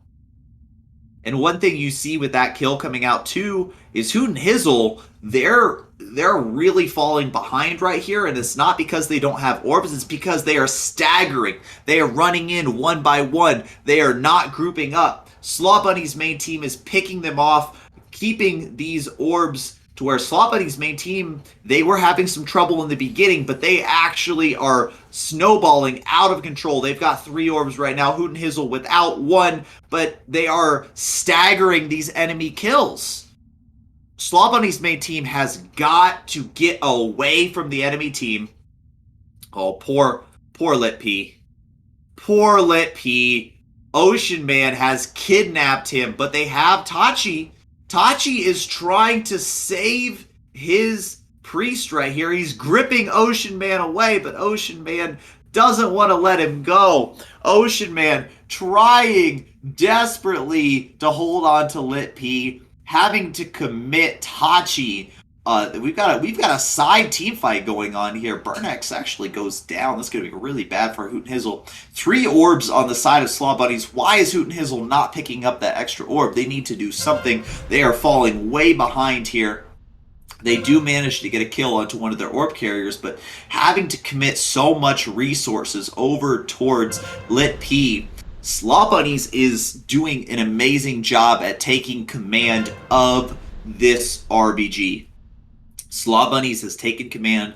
That way, we see Hoot and Hizzle does manage to get a couple kills, but they're so staggered on their side that they picked up 2 orbs. They've got to play some catch up.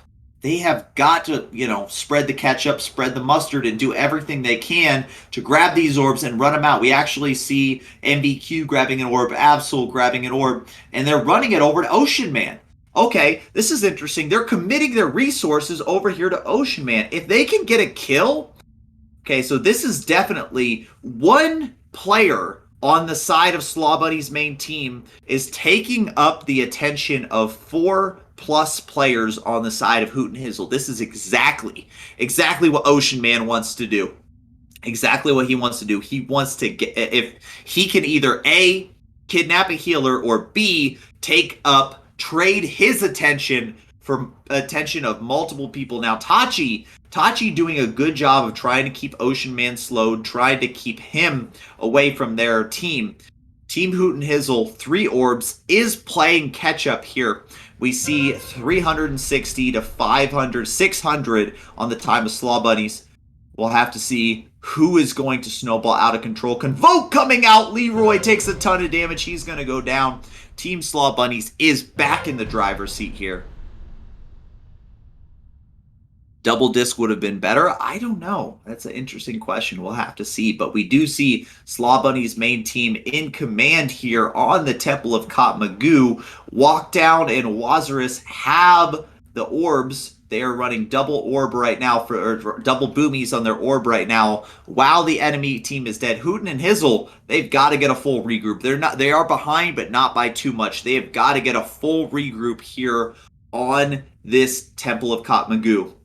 And now one good thing for them is Slaw Bunnies did pick up 3 orbs. So if they can manage to take out all 3 orbs at the same time, they would really put in they'd be able to put in a lot of traction towards this enemy team.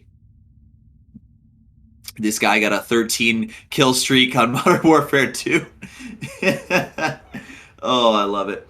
Yep, our cameraman is doing his best to bring us all of the action here. Right, we have got Ocean Man kidnapping Lit P. We've got big damage coming out from the side of Slaw Bunnies onto the team fight. And Hoot and Hizzle, they're Mistweaver taking a lot of damage. Drew taking a lot of damage. MBQ taking a lot of damage. Slaw Bunnies is running away with this one. Team Hoot and Hizzle, they've got some very notable players on that team, but they have got to pull it together. They've got to get a regroup. They've got to get a wipe if they want to be able to take out this team. Champagne X taking a lot of damage right here. Slaw Bunny's main team still running away with this one. They've got 3 orbs. They're electing to kite. You can see Kapala over here. You can see these 3 orbs. They are just constantly running. Drew, though, oh, they Shadow Fury the Rogue out. They Shadow Fury the Rogue out of stealth. What an amazing play from Kapala. Amazing play coming out on the side of Kapala. I don't know if he knew he was there or it was just luck, but they managed to take him down. Now, showing some signs of life, Hoot and Hizzle is pushing in for the team fight. They kill 3 orb carriers, but they've got to get a full wipe. Brambrock goes down. Are they going to take out the Warrior as well? Warrior goes down. There is all the front line. Are they going to take out these healers as well? They should elect to stagger them. Yes, that's what they're doing right here. If you see Hoot and Hizzle doing an amazing job cloning these priests, what you want to do is you want to be able to take out these healers, but you want to do it on a stagger, so that way the enemy team is not able to regroup. Team Hoot and Hizzle, not out of this yet. They've got 3 orbs. They've got a chance to come back in this one. We have seen comebacks from much, much more, right? This is only about a 400-point disparity, coming up on 500-point disparity here. They definitely have a chance here, but Ocean Man running away with that flag. Ocean Man going to be a super tanky Blood DK, but here's the thing. I don't know if this is a good decision, right? Ocean Man is the one distracting the entire enemy team. He's the one drawing the attention of multiple players. If Ocean Man has too many stacks, he's going to go down just like that, and that eliminates that threat. Team Hoot and Hizzle doing an amazing job of keeping the wipe up.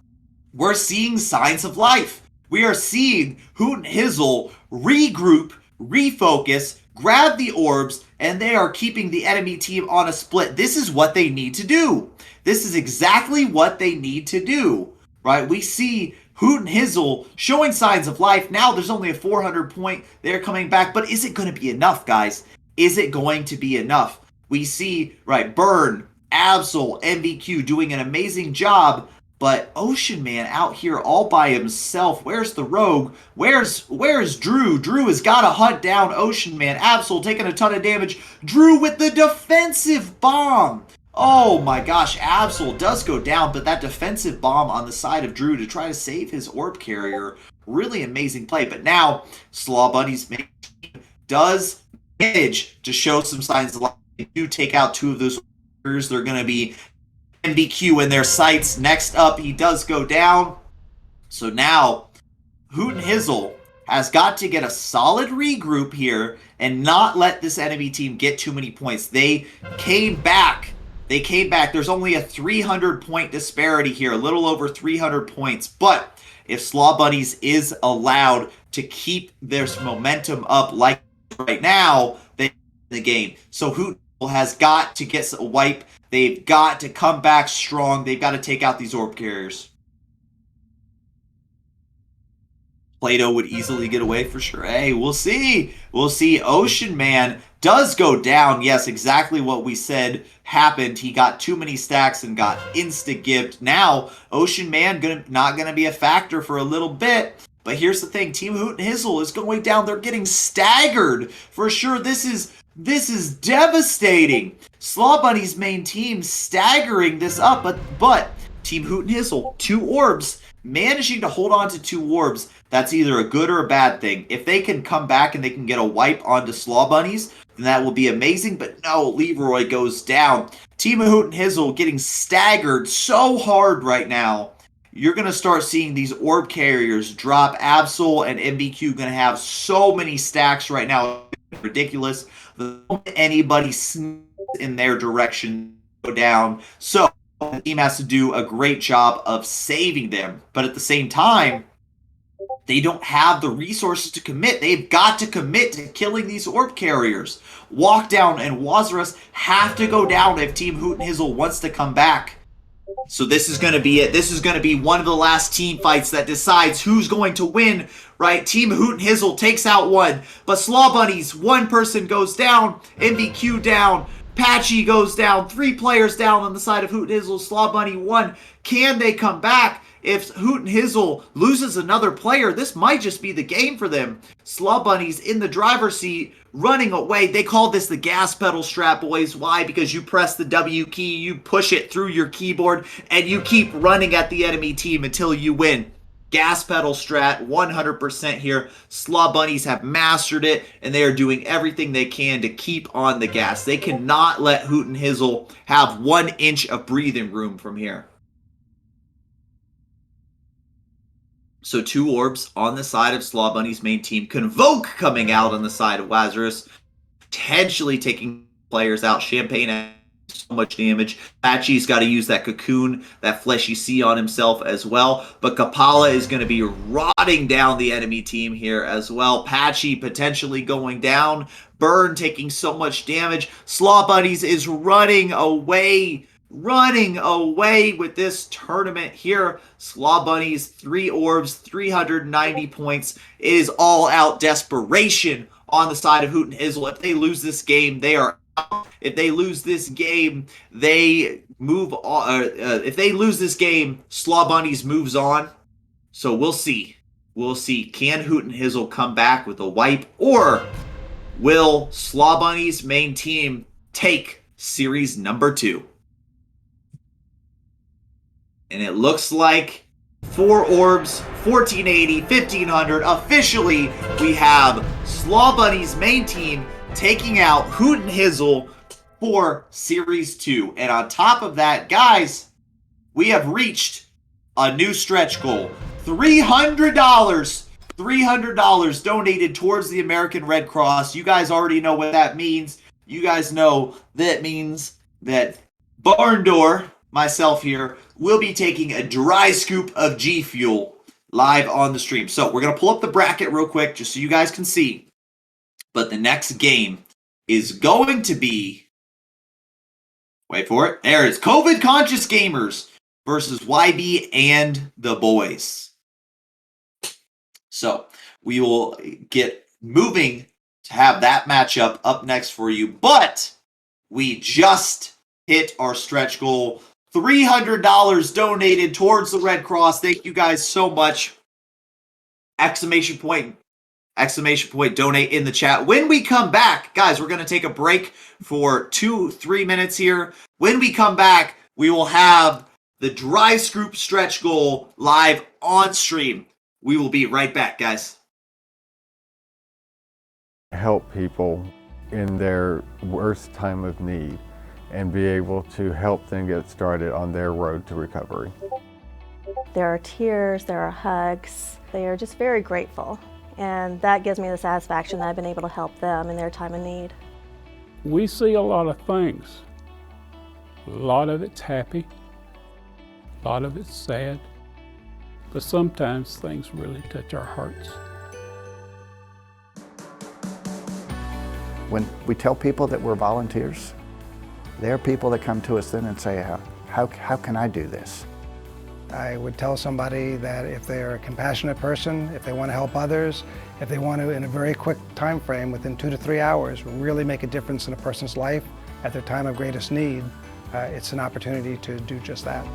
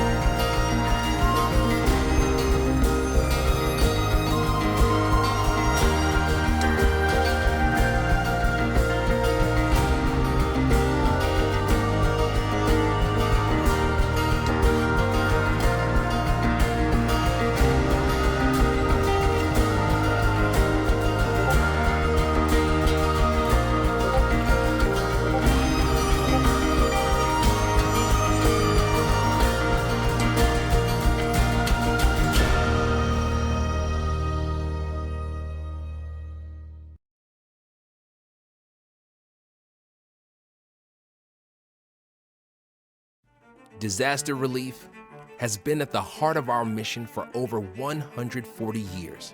Responding to 3 million disasters, we've helped millions of people across the country. In 1881, months after Clara Barton founded the American Red Cross, we launched our first response, donating money, clothes, and furniture to victims of devastating Michigan forest fires. From this, we then began delivering emergency shelter, food, and relief supplies during disasters. This led to our first major hurricane response in 1893. For nearly a year in South Carolina, we stood with survivors who lost everything, helping them rebuild their homes and livelihoods.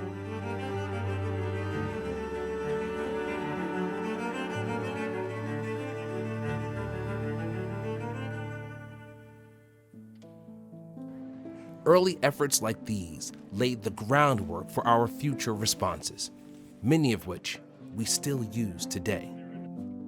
In 1927, the Great Mississippi River flood covered over 16 million acres, an area bigger than West Virginia. It was our largest relief operation since World War I. By boat and train, we delivered tents, food, and hygiene items, and inoculated people against water-related diseases.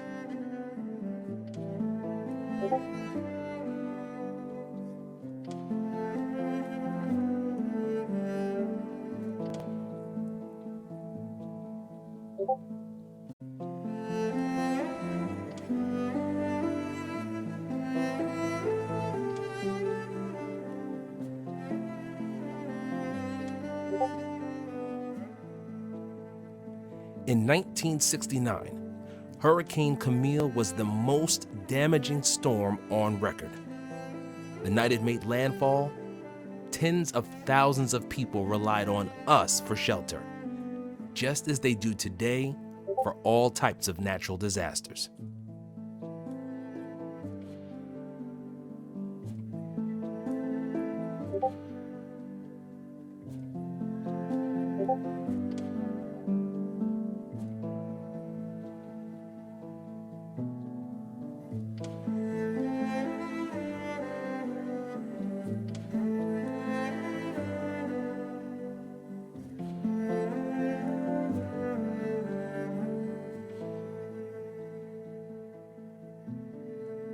When the Northridge earthquake ravaged Southern California in 1994, thousands of Red Cross volunteers delivered aid such as health and emotional support, and served over 1.5 million meals.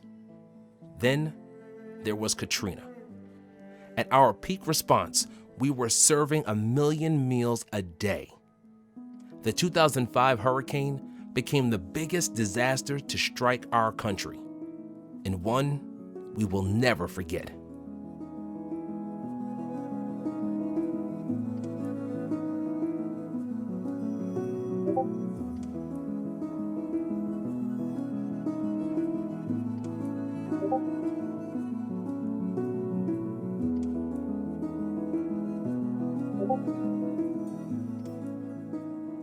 Since then, severe weather has continued to batter communities, some again and again.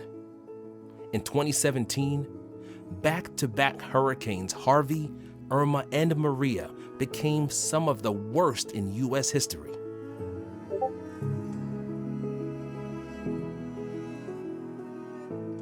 And record-breaking wildfires continue to rage year after year.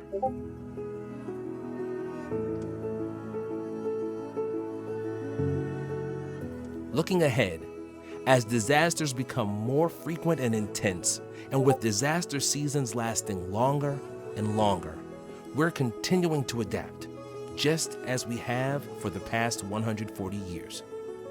In light of climate change, we're committed to grow our response capacity and deliver our services more sustainably, so the American Red Cross can continue to help future generations in need. Join us. To learn more and how you can get involved, visit redcross.org today.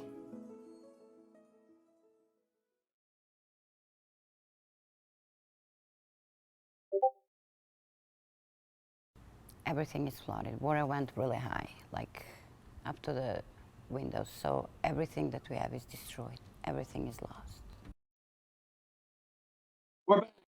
Welcome back, guys. We are back with the Phoenix Flames G Fuel RBG World Championships. We are 2 series already in. Just to recap what's been going on for the day, we had our first game, Team CR in Note versus Team Bina, right? The first series, Team CR in Note battled hard. Team Bina did everything they could, but CR in Note was able to take the first series. They will be moving on to the semifinals tomorrow to face Team Camel.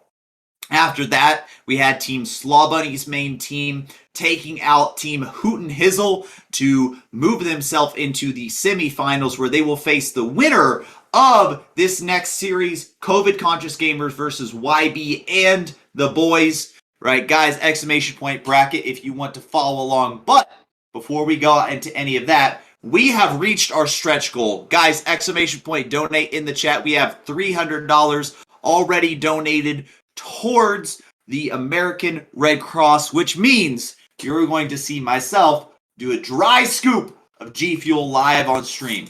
So let's check it out here, guys. So our next stretch goal will be $500. And if we reach that for the American Red Cross, I will be doing the casting for the next game while doing air squats, which I have been, doing leg day pretty recently, and my my legs are definitely a little sore. So we'll see how that one goes, guys. But without further ado, got ourselves a nice dry scoop coming up.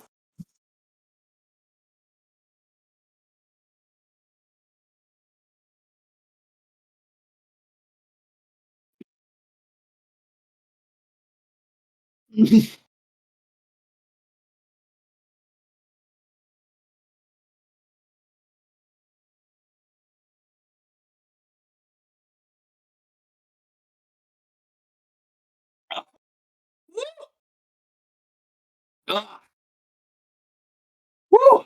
That'll wake you up. Woo! Okay.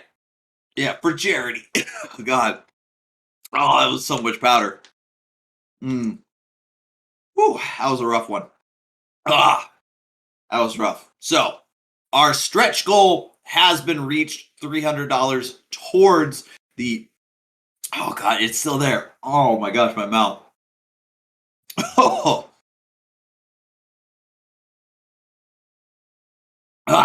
Woo! Oh, yeah, that'll wake you up. Okay. Next up, who is playing next? It is Team YB in the boys versus Team COVID Conscious Gamers. Now, I have not seen YB and the boys play. I would say they are a wild card and they're a ringer. We'll see how this one turns out. COVID Conscious Gamers, however, are veterans of the G Fuel tournament. They did compete in the last G Fuel Guardian tournament. They did not win.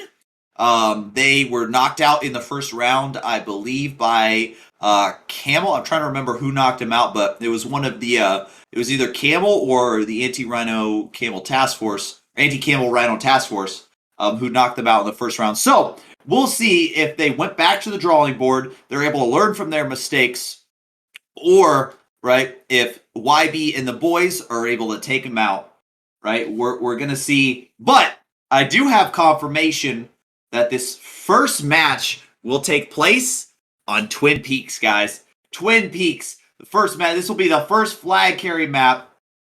There will be the first flag carry map that we see, and I'm excited for it. I really am excited to see the first. Oh, my mouth is still so dry. Oh, God, that dry scoop. That dry scoop really got me, guys. Oh, gosh. So, let me know in the chat who you guys rooting for, COVID Conscious Gamers or Team YB and the boys. Who is going to take the dub on the third series of today's G Fuel Phoenix Flame RBG World Championships? I see we've got some COVID Conscious Gamer in the chat. We got some people rooting for Team YB and the boys. Let's see. Let's see who's going to take them. Who is going to take them out, right? COVID conscious gamers all the way. Hey, I mean, we'll see. We'll see. They are veterans of this tournament. They know what to expect. They know how amazing some of these teams can be. So we'll see here, guys. I'm excited for this matchup, and I'm excited mostly for Twin Peaks because I can't wait to see our first flag carry map, see how this goes. Flag carry maps are always a toss-up. They really are. It's so hard to tell who's going to win the flag carry map because so many different things could happen. Right? They could have a swap that goes bad. They could have a tank just instant gibbed, instant one-shot. Somebody forgets to press sack. Somebody forgets, right? Maybe they run a weird comp. I don't know. We'll see, right? We did see that in the second matchup, the Blood DK comp really threw the team Hoot and Hizzle for a loop. Is the COVID-conscious gamers going to run with the Blood DK? I don't know. What about Team YB and the boys? I don't know, right? Do they have the ability? We'll see, right? We got Chicka Chow in the chat. We got Sons of TM Nikki. We've got JC. Big shout out again to all of you guys. We've shouted out G Fuel. We've shouted out the American Red Cross. Right? We have another $1 donation that just came through. Thank you guys so much again for that, right? But I want to take a second and I want to shout you guys out. I want to shout out all of you guys who are coming out, having a good time watching this tournament. Thank you guys so much for all of your amazing support here, right? This tournament wouldn't be possible without you because who would we be streaming to? Who would we be showing the tournament? It's you guys. So, again, right, big shout out to everyone out there.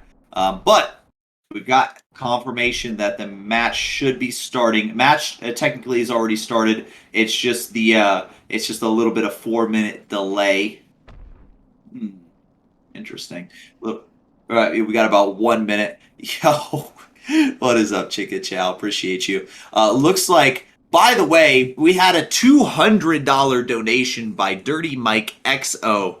So, Dirty Mike XO, thank you so much for the $200 donation. Right, we also had, guys, if you go to the Match Arena website, all it takes to donate to you don't even have to, give any money out of your paycheck, right? All you have to do is maybe click on these goals, right? Maybe add a retweet, maybe add a like, right? Maybe join the Discord. All of these things actually give money towards the American Red Cross. It's so crazy. Matcherino is amazing with their charity goals. Look, all it takes is a couple seconds to go to the Match Arena website. It's right down here. Click on it, right where it says G Fuel Phoenix Flames, the matchareno.com/Phoenix Flames. You click on the join Discord. You just gave 50 cents to the American Red Cross.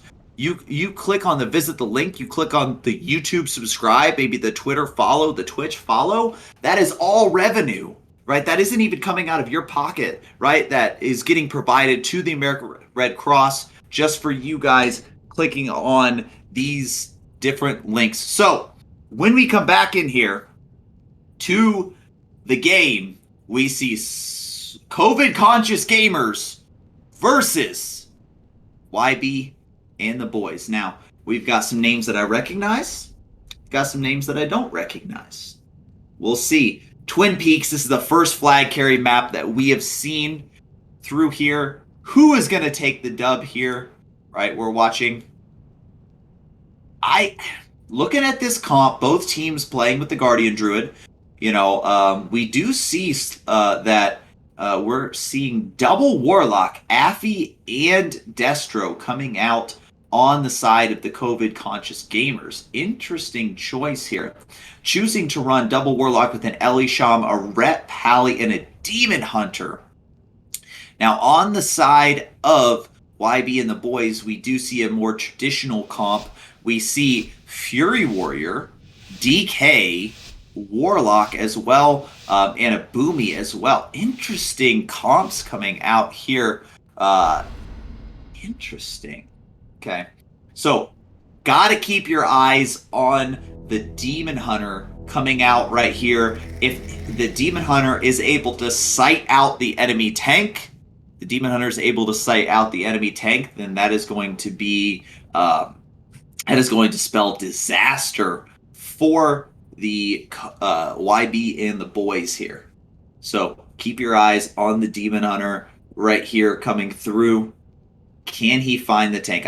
He's going for the sight. Is Tito going to take him out? Jasmine throws something at him. Demon Hunter having to trinket right there, going right in. Does not manage to side out the enemy tank. So we've got ourselves a knockdown, drag-out brawl. Let's see who's going to win this team fight, who's going to land a kill. We see our tanks are respectively working their way towards... Let's see, does anybody leave a rogue behind? We see that both rogues are not in the team fight. Trying to look, we see Jazz X is not currently in the team fight right now. Maybe he's waiting behind. But we do see that there's a lot of damage coming out onto this Fury Warrior right here. Ret Paladin Hodgton has to get Cocoon taking a lot of damage. Drakthor also taking a lot of damage right here. This is still anybody's team fight. Both teams need to be super conscious of how they are using their cooldowns in this first initial team fight. We do have one death coming out on the side. 2 deaths potentially. The COVID conscious gamers are having some issues here. YB and the boys showed up to play. YB and the boys are definitely here to do everything they can to try to win this. We definitely see that the first team fight does go to YB and the boys, but both respective teams managing to get themselves to the other side. But we'll see. Jeter has to convoke, staying alive. Right, we've got the tanks taking a ton of damage. Camperman having a little issue here, trying to stay on these tanks. Right, what's going on? LeBear James taking a little bit of damage here, but he's going to be okay. We got a nice view of Hodgden over there. Right, we do see that Jeter is getting that Emerald Slumber. He's going to have that Incarn up for when he's... What's up, Jay? He's going to have that Incarn up. That's a very valuable cooldown, but we'll see. We'll see right here. Big damage coming out onto LeBear James. He's taking a ton of damage right now, right? Doing everything he can to stay alive. He got caught in midfield. Oh my gosh, LeBear James, you can't get caught in midfield. Team COVID Conscious Gamers is in so much trouble. He's in so much trouble. Is he going to go down here? LeBear James getting peeled very well, right? Jay, this one's for you. That one's for you there, buddy. Right, but LeBear James taking so much damage right here. Looks like he is in trouble. Are they going to have any cooldowns left? YB and the boys is in the driver's seat. Goes down. They get the cap. YB and the boys 1-0 over the COVID conscious gamers. They were not able to get the flag across the map. And it looks like YB and the boys are going to be in the driver's seat. They took down the first... Wait, I got the teams mixed up. So this team is the COVID conscious gamers. This team is the COVID conscious gamers, and LeBear James is YB and the boys. So, apologize for that. Thank you so much. Team COVID conscious gamers take the first cap 1-0, and YB and the boys are having some issues here. YB and the boys doing everything they can to try to stay alive here, but their tank is getting farmed in the graveyard. Oh no! Team YB and the boys getting farmed in the graveyard. Oh my gosh. What in the world? Okay, so COVID conscious gamers definitely showed up ready to play. They definitely did not take their defeat in the last tournament lightly. They knew what they had to do coming in to this tournament. They had to show up. They had to be ready to play, and they are doing it. On this Twin Peaks right here, we see Jeter's got the flag, but the COVID conscious gamers, they got a full team wipe. YB and the boys is in the graveyard. Are they going to get the fast cap? Are they going to get the fast cap coming in here? COVID conscious gamers are doing so good in this first matchup versus YB and the boys, but LeBear James does manage to pick up the flag, but he's taking so much damage. He's taking so much damage. Is he going to get the peels? Is he going to get the heals? Dockett getting mind controlled. LeBear James taking so much damage. Oh, his healer goes down. Is that going to be it? LeBear James, he might not be able to stay alive. They're doing everything they can. He's getting hopped on by all of the enemy team right here. Jeter is just nice and safe. Jeter is just nice and safe right now. As I say that, he's taking a little bit of damage. Okay, YB and the boys showing some signs of life. Jeter, half health right now. Can they come back? They're swinging for the fences. What are they going to do here? Team YB and the boys, they've got to come back. Their tank goes down. They've got a Ret Warrior, or they've got a Ret Paladin with the flag, full kidney. Is the Rogue going to take him down? 2-0. 2-0 on the side of the COVID-conscious gamers. The COVID-conscious gamers are absolutely in the driver's seat. They are dominating YB and the boys. If they want to have a chance, if YB and the boys want to have a chance in this RBG, they've got to show some signs of life, and they got to do it right now. They've got to start defending their tank. They've got to get some kills. They cannot be riding that graveyard spawn the whole time here. YB and the boys, not out of it yet. They still have a puncher's chance, guys. They still have a puncher's chance right here. We do see they've got a healer coming up. They've got PanQ Shock going down here, possibly getting healed up. We'll have to see, right? Everything going wrong for YB and the boys right now. They're doing everything they can to stay alive. The team fight in the middle of the matchup is definitely in favor of the COVID-conscious gamers. We do see that no team has managed to pick up the flag yet, but COVID-conscious gamers, they've got a Rogue right there ready for when LeBear James picks it up. So that's very smart, guys. That's very smart on the side of COVID-conscious gamers. So when LeBear James picks it up, he's going to have to immediately press that incarn. That is a very valuable cooldown that he's going to need to get across the map. So, LeBear James, he has to figure out how to get that flag and get out of there without pressing the incarn, because he's going to need that later on. So, we've got Jeter and LeBear James both picking up the flag around the same time. Big damage coming out from the COVID-conscious gamers. LeBear James is taking a little bit right now. They're trying to connect. They're doing everything they can. We do see that LeBear James is taking a little bit more damage. He's running through the middle. He's running through the middle. But Cupid, the Fury Warrior, is laying into him, but he gets knocked back. LeBear James is just trucking through the middle. He's actually ahead of Jeter, right? What looks like right here. So LeBear James does manage to get away from the team, but he's all alone. He outran his team, and Jazz is coming for him. Jazz is, oh, he's got to know. LeBear James, he's got to know that Jazz is coming for him, but his healer is managing to keep up. Oh, Rogue, Druid are coming for him. LeBear James is in trouble. LeBear James, he doesn't know it. He doesn't know what's coming, but Rogue, Druid are coming, and this could spell the end for LeBear James. He got sapped.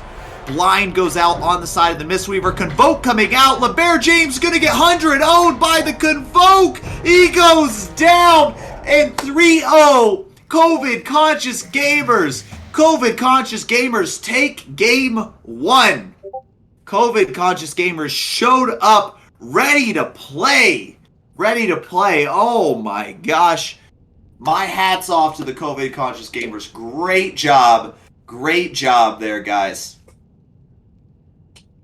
For sure. Yep, I know that our camera angles are having a little issue there. Don't worry, guys. We're working on that in the back end. There's only so much that we can do. But yes, we can do POV of certain characters. It has to do with who's streaming, right? So we can do it has a lot to do with who is streaming. The clean feed is more of an overall, right? As where, hey, you see that guy over there? It's a nice beard, gotta say. Can I high five myself? Nope. Yes, interesting care. Hey, guys, right? Everybody's human, right? Everybody, makes mistakes. So, game one for series number 3. COVID Conscious Gamers take 3-0 over YB and the boys. I'm going to get with our admin and see what is the next map pick. And I'll let you guys know as soon as we know. But what team is Tachi on? Tachi was on Team Hooten Hizzle, I believe, that just lost to Slaw Buddy's main team. Now, our next matchup is going to take place on Warsong Gulch, and if Team COVID Conscious Gamers win, will be the last match of the day. Just so you guys know, this tournament is taking place 2 days. This is a 2-day tournament, guys, right? The last series for the day is right now COVID Conscious Gamers versus YB and the boys. Tomorrow, we will have the semifinals and the finals. So right now, we already know Team Camel is going up against Team CR in Note, and then Slaw Bunny's main team is going to be going up against the winner of COVID Conscious Gamers and Young Boy, YB and the boys. Speaking of Team Camel / wave at Emmett in the chat. Hi, Emmett. He's on Team Camel. He's just waiting in the wings. He wants to see who are these competition. Who can we take out? He's a Rep Paladin, so he's just waiting. He's hovering over that wings button. He's ready to take him out. So, guys, our next match will be the COVID Conscious Gamers and YB and the boys. It will be on Warsong Gulch, and it will be happening in just a few minutes. We're going to go to a short break, and when we come back, we will have more action for you.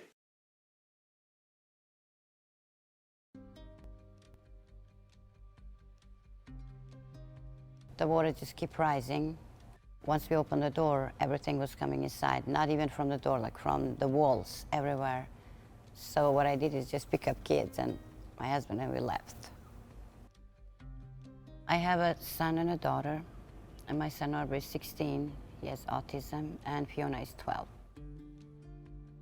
When we came outside, it was like up to here, so we had to walk through that water to get up on the end of the street. So our apartment is destroyed, everything we have we lost.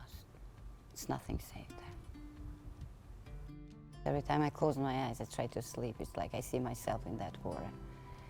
It was, I can't really describe how bad that was.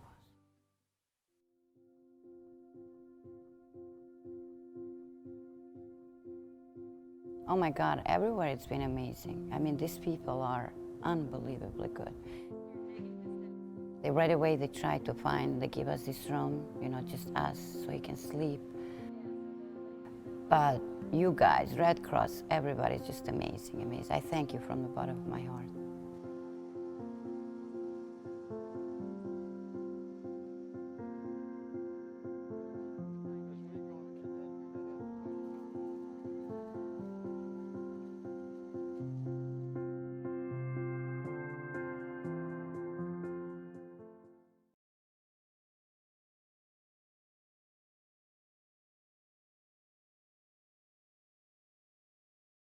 This past year changed everything we know.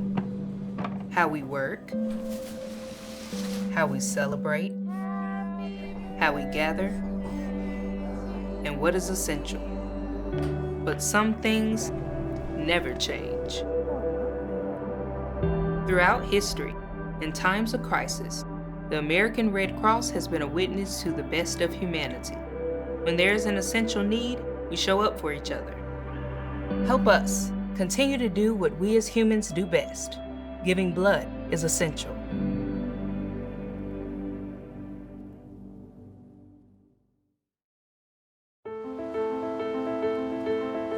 There's power in this American Red Cross vest. The power to inspire hope, to comfort your neighbor, to help your community. But this power doesn't come from the vest itself. It comes from our diverse workforce who wear it. People who stand up when disasters strike, who roll up their sleeves and give their time, energy, and spirit to provide help and hope in times of crisis. Communities across the country are already facing extraordinary adversity, making the upcoming season of natural disasters even more critical. America needs people like you now more than ever. People with the power to help their neighbors and communities when they need it the most. Become a volunteer and put on the red vest. Join the Red Cross, where your time and talent can make a real difference in people's lives.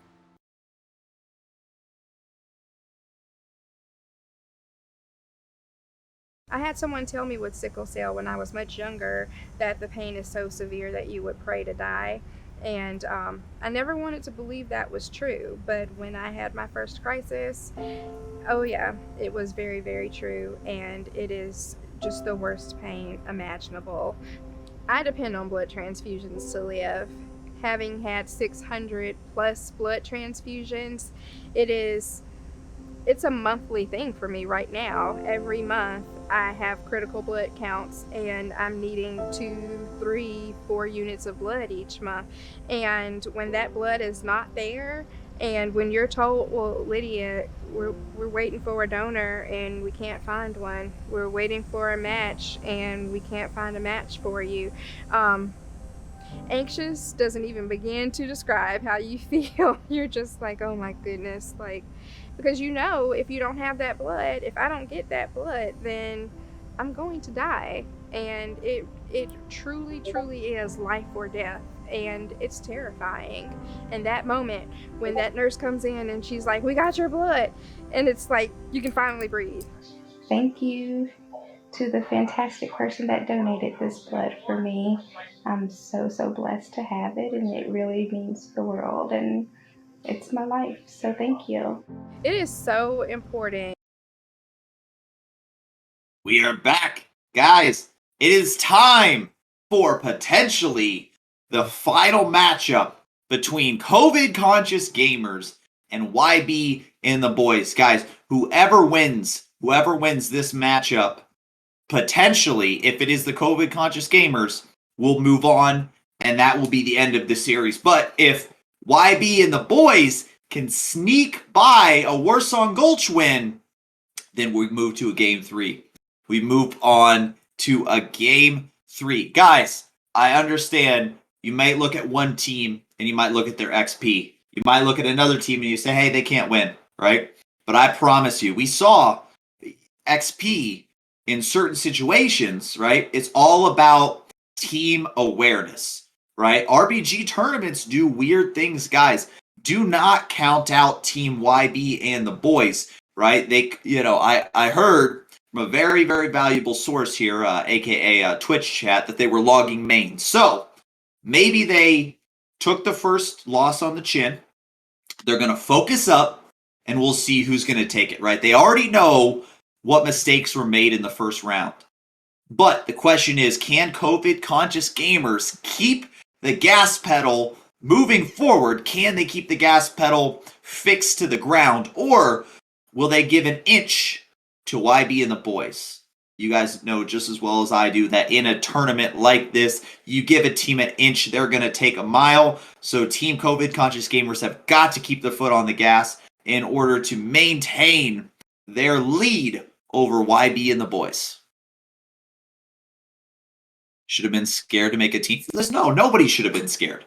Nobody should. Look, honestly, guys, we had so many amazing teams show up. We've got so many amazing competitors here ready to play. It doesn't matter whether you have 2100 experience, 100 experience, or 3100 experience, right? Coming out, having a good time, supporting an amazing cause, the American Red Cross. We already have $301 donated towards the American Red Cross. Guys, such an amazing thing. All we're doing is coming together, having a fun RBG event for charity, and we're also trying to crown the new RBG World Champions. Yep, that's one more thing I will mention here is that we are going to a Warsong Gulch for this next one. So, one thing to take in mind is the COVID-conscious gamers took Game 1 on Twin Peaks. So that means they're going to have a leg up on flag carry maps. Now, map choice, comp choice, we might see comp change up, we might not. We might just see YB and the boys, okay, we, have a little pep talk. Okay, we got to focus up. We got to do everything we can. We can't just roll over and take this L. If YB and the boys wants to stay in this tournament, they cannot roll over, take the L. They have got to come out swinging. I predict if YB and the boys go down in the first team fight, then it's going to be a really hard slog for them. But if they can come out swinging, if they can come out, maybe land an easy kill on the tank, maybe land an easy kill on one of the healer, or an early kill on one of the healers or somebody, they're going to be in it for the game for sure. But we'll see. Match will be starting in 2 minutes, guys. Let me see your predictions in the chat. Who do you think is taking this? Let me see it. YB and the boys, or the COVID conscious gamers? Who are you guys rooting for in the chat? Let me know. Let me see it. Personally, I like the COVID conscious gamers. I do. Right? They're veterans of the last tournament. They were knocked out very early in the G Fuel Guardian tournament, and so they took it on the chin. They came back. They fixed what they needed to fix, and now they are back in it, ready to compete for the tournament. They got their eyes set on YB and the boys right now. But YB, we'll see. What are they going to be able to do? Are they going to be able to take a game off of COVID conscious gamers? This is Warsong Gulch. Anybody's map. Maybe a healer dies. Maybe somebody gets stuck. Maybe somebody randomly gets convoked on. We'll see. LeBear James, Jeter. Keep your eyes on those two names. Who is going to go down here? Who is going to keep their team alive? Keep their team in the tournament? We'll find out here soon enough. Now, I want to take a look at the comp coming out from YB and the boys. We do see that we're running that Warlock, the same Warlock, right? It looks like the comp is staying very, very similar. I actually don't believe they changed anything other than they are running double Mistweaver. They are running double Mistweaver. So, interesting choice. We see double Mistweaver Disc Priest versus double Disc Priest Mistweaver. One thing you don't see here, guys, I want to point out, is a Holy Paladin. Normally, you see one Holy Paladin coming out somewhere because Ultimate Sacrifice is an amazing ability that keeps flag carriers alive. But one drawback to that is it's hard for a Holy Paladin to keep up with the tank. So, what you see in this meta is Mistweavers coming out because Cocoon is really good, and Mistweavers are able to keep up with tanks. Mistweavers are able to keep up on offense as well. So we'll be able to see who's running a heavier offense, who's running a heavier defense. I definitely can't wait to see what's going on the side of this Demon Hunter. Will the Demon Hunter from the COVID conscious gamers be able to sight out Jeter? Or, wait, are the teams swapped? I think the teams are swapped. Yep, yeah, okay. Just want to make sure. Just want to make sure I know. But yes, so will the COVID conscious gamers be able to take out LeBear James? We'll see.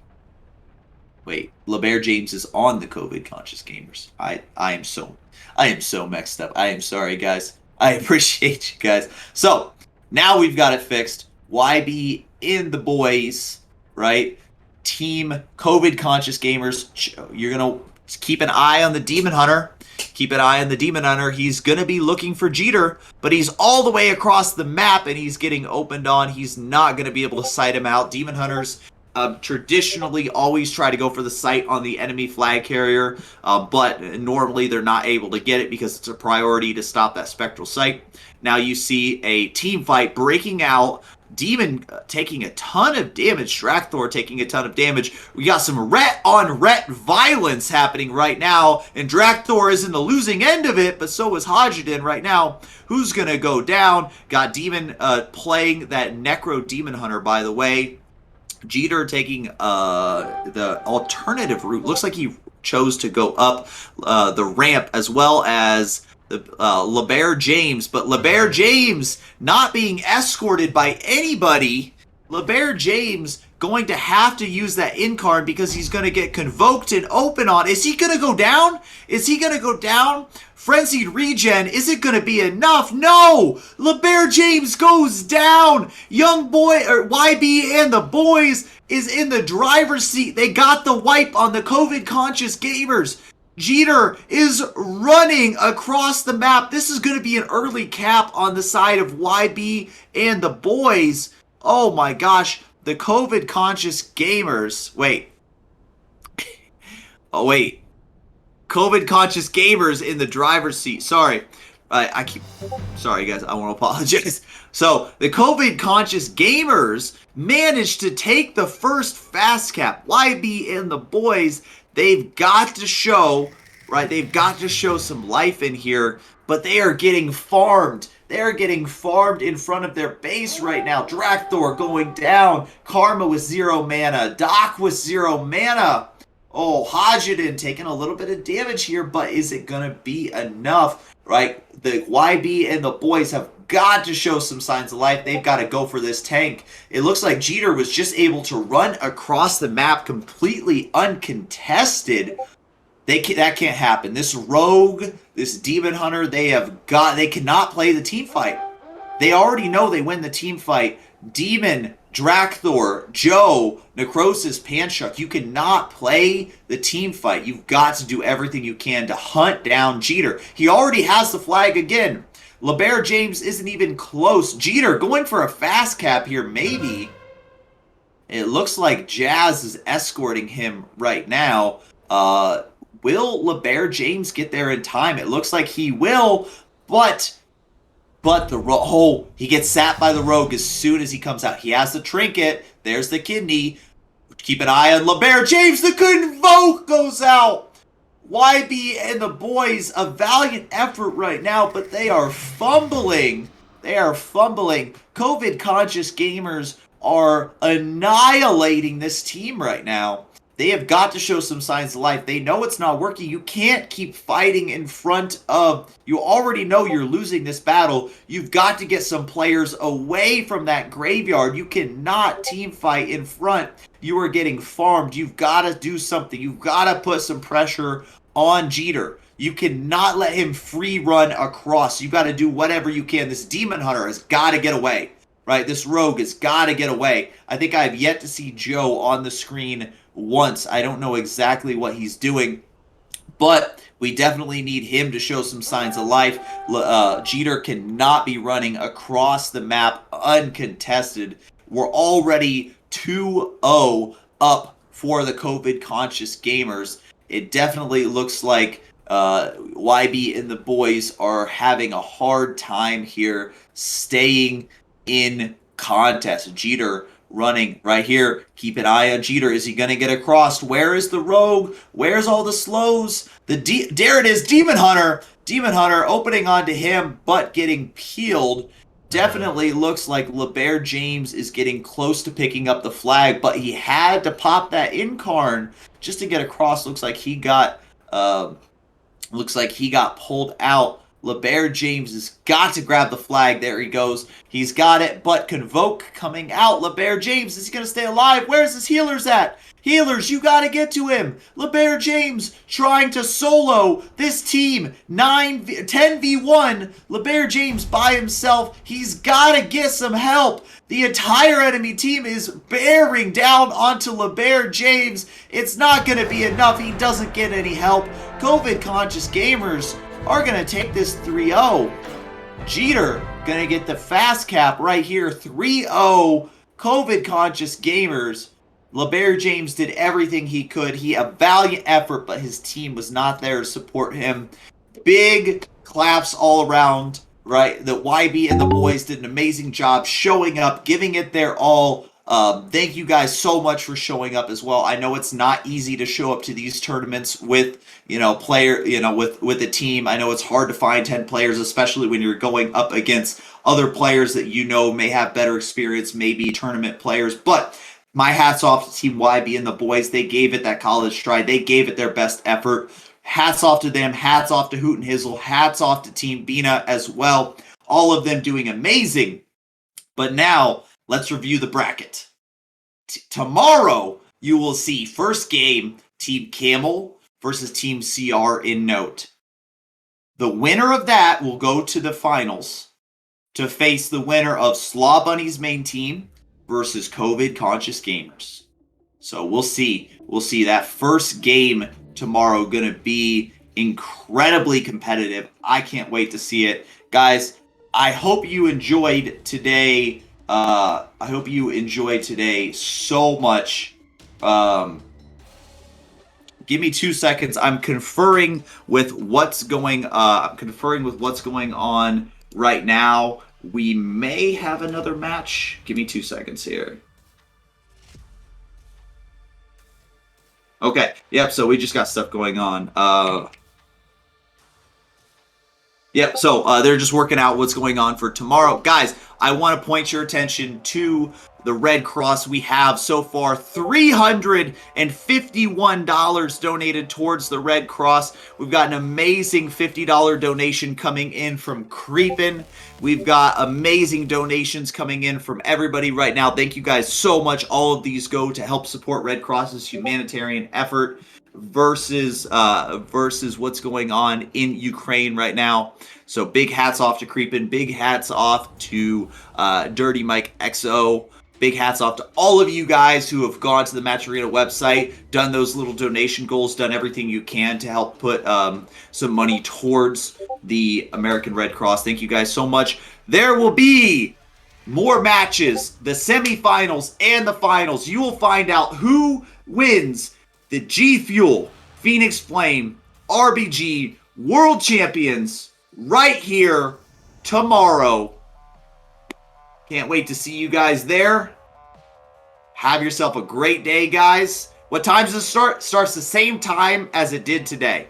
Same time as it did today. So make sure you guys tune in tomorrow. It's going to be a good one. We are going to crown a G Fuel Phoenix Flame RBG World Champion. Thank you guys so much for tuning in today. I will see you guys tomorrow.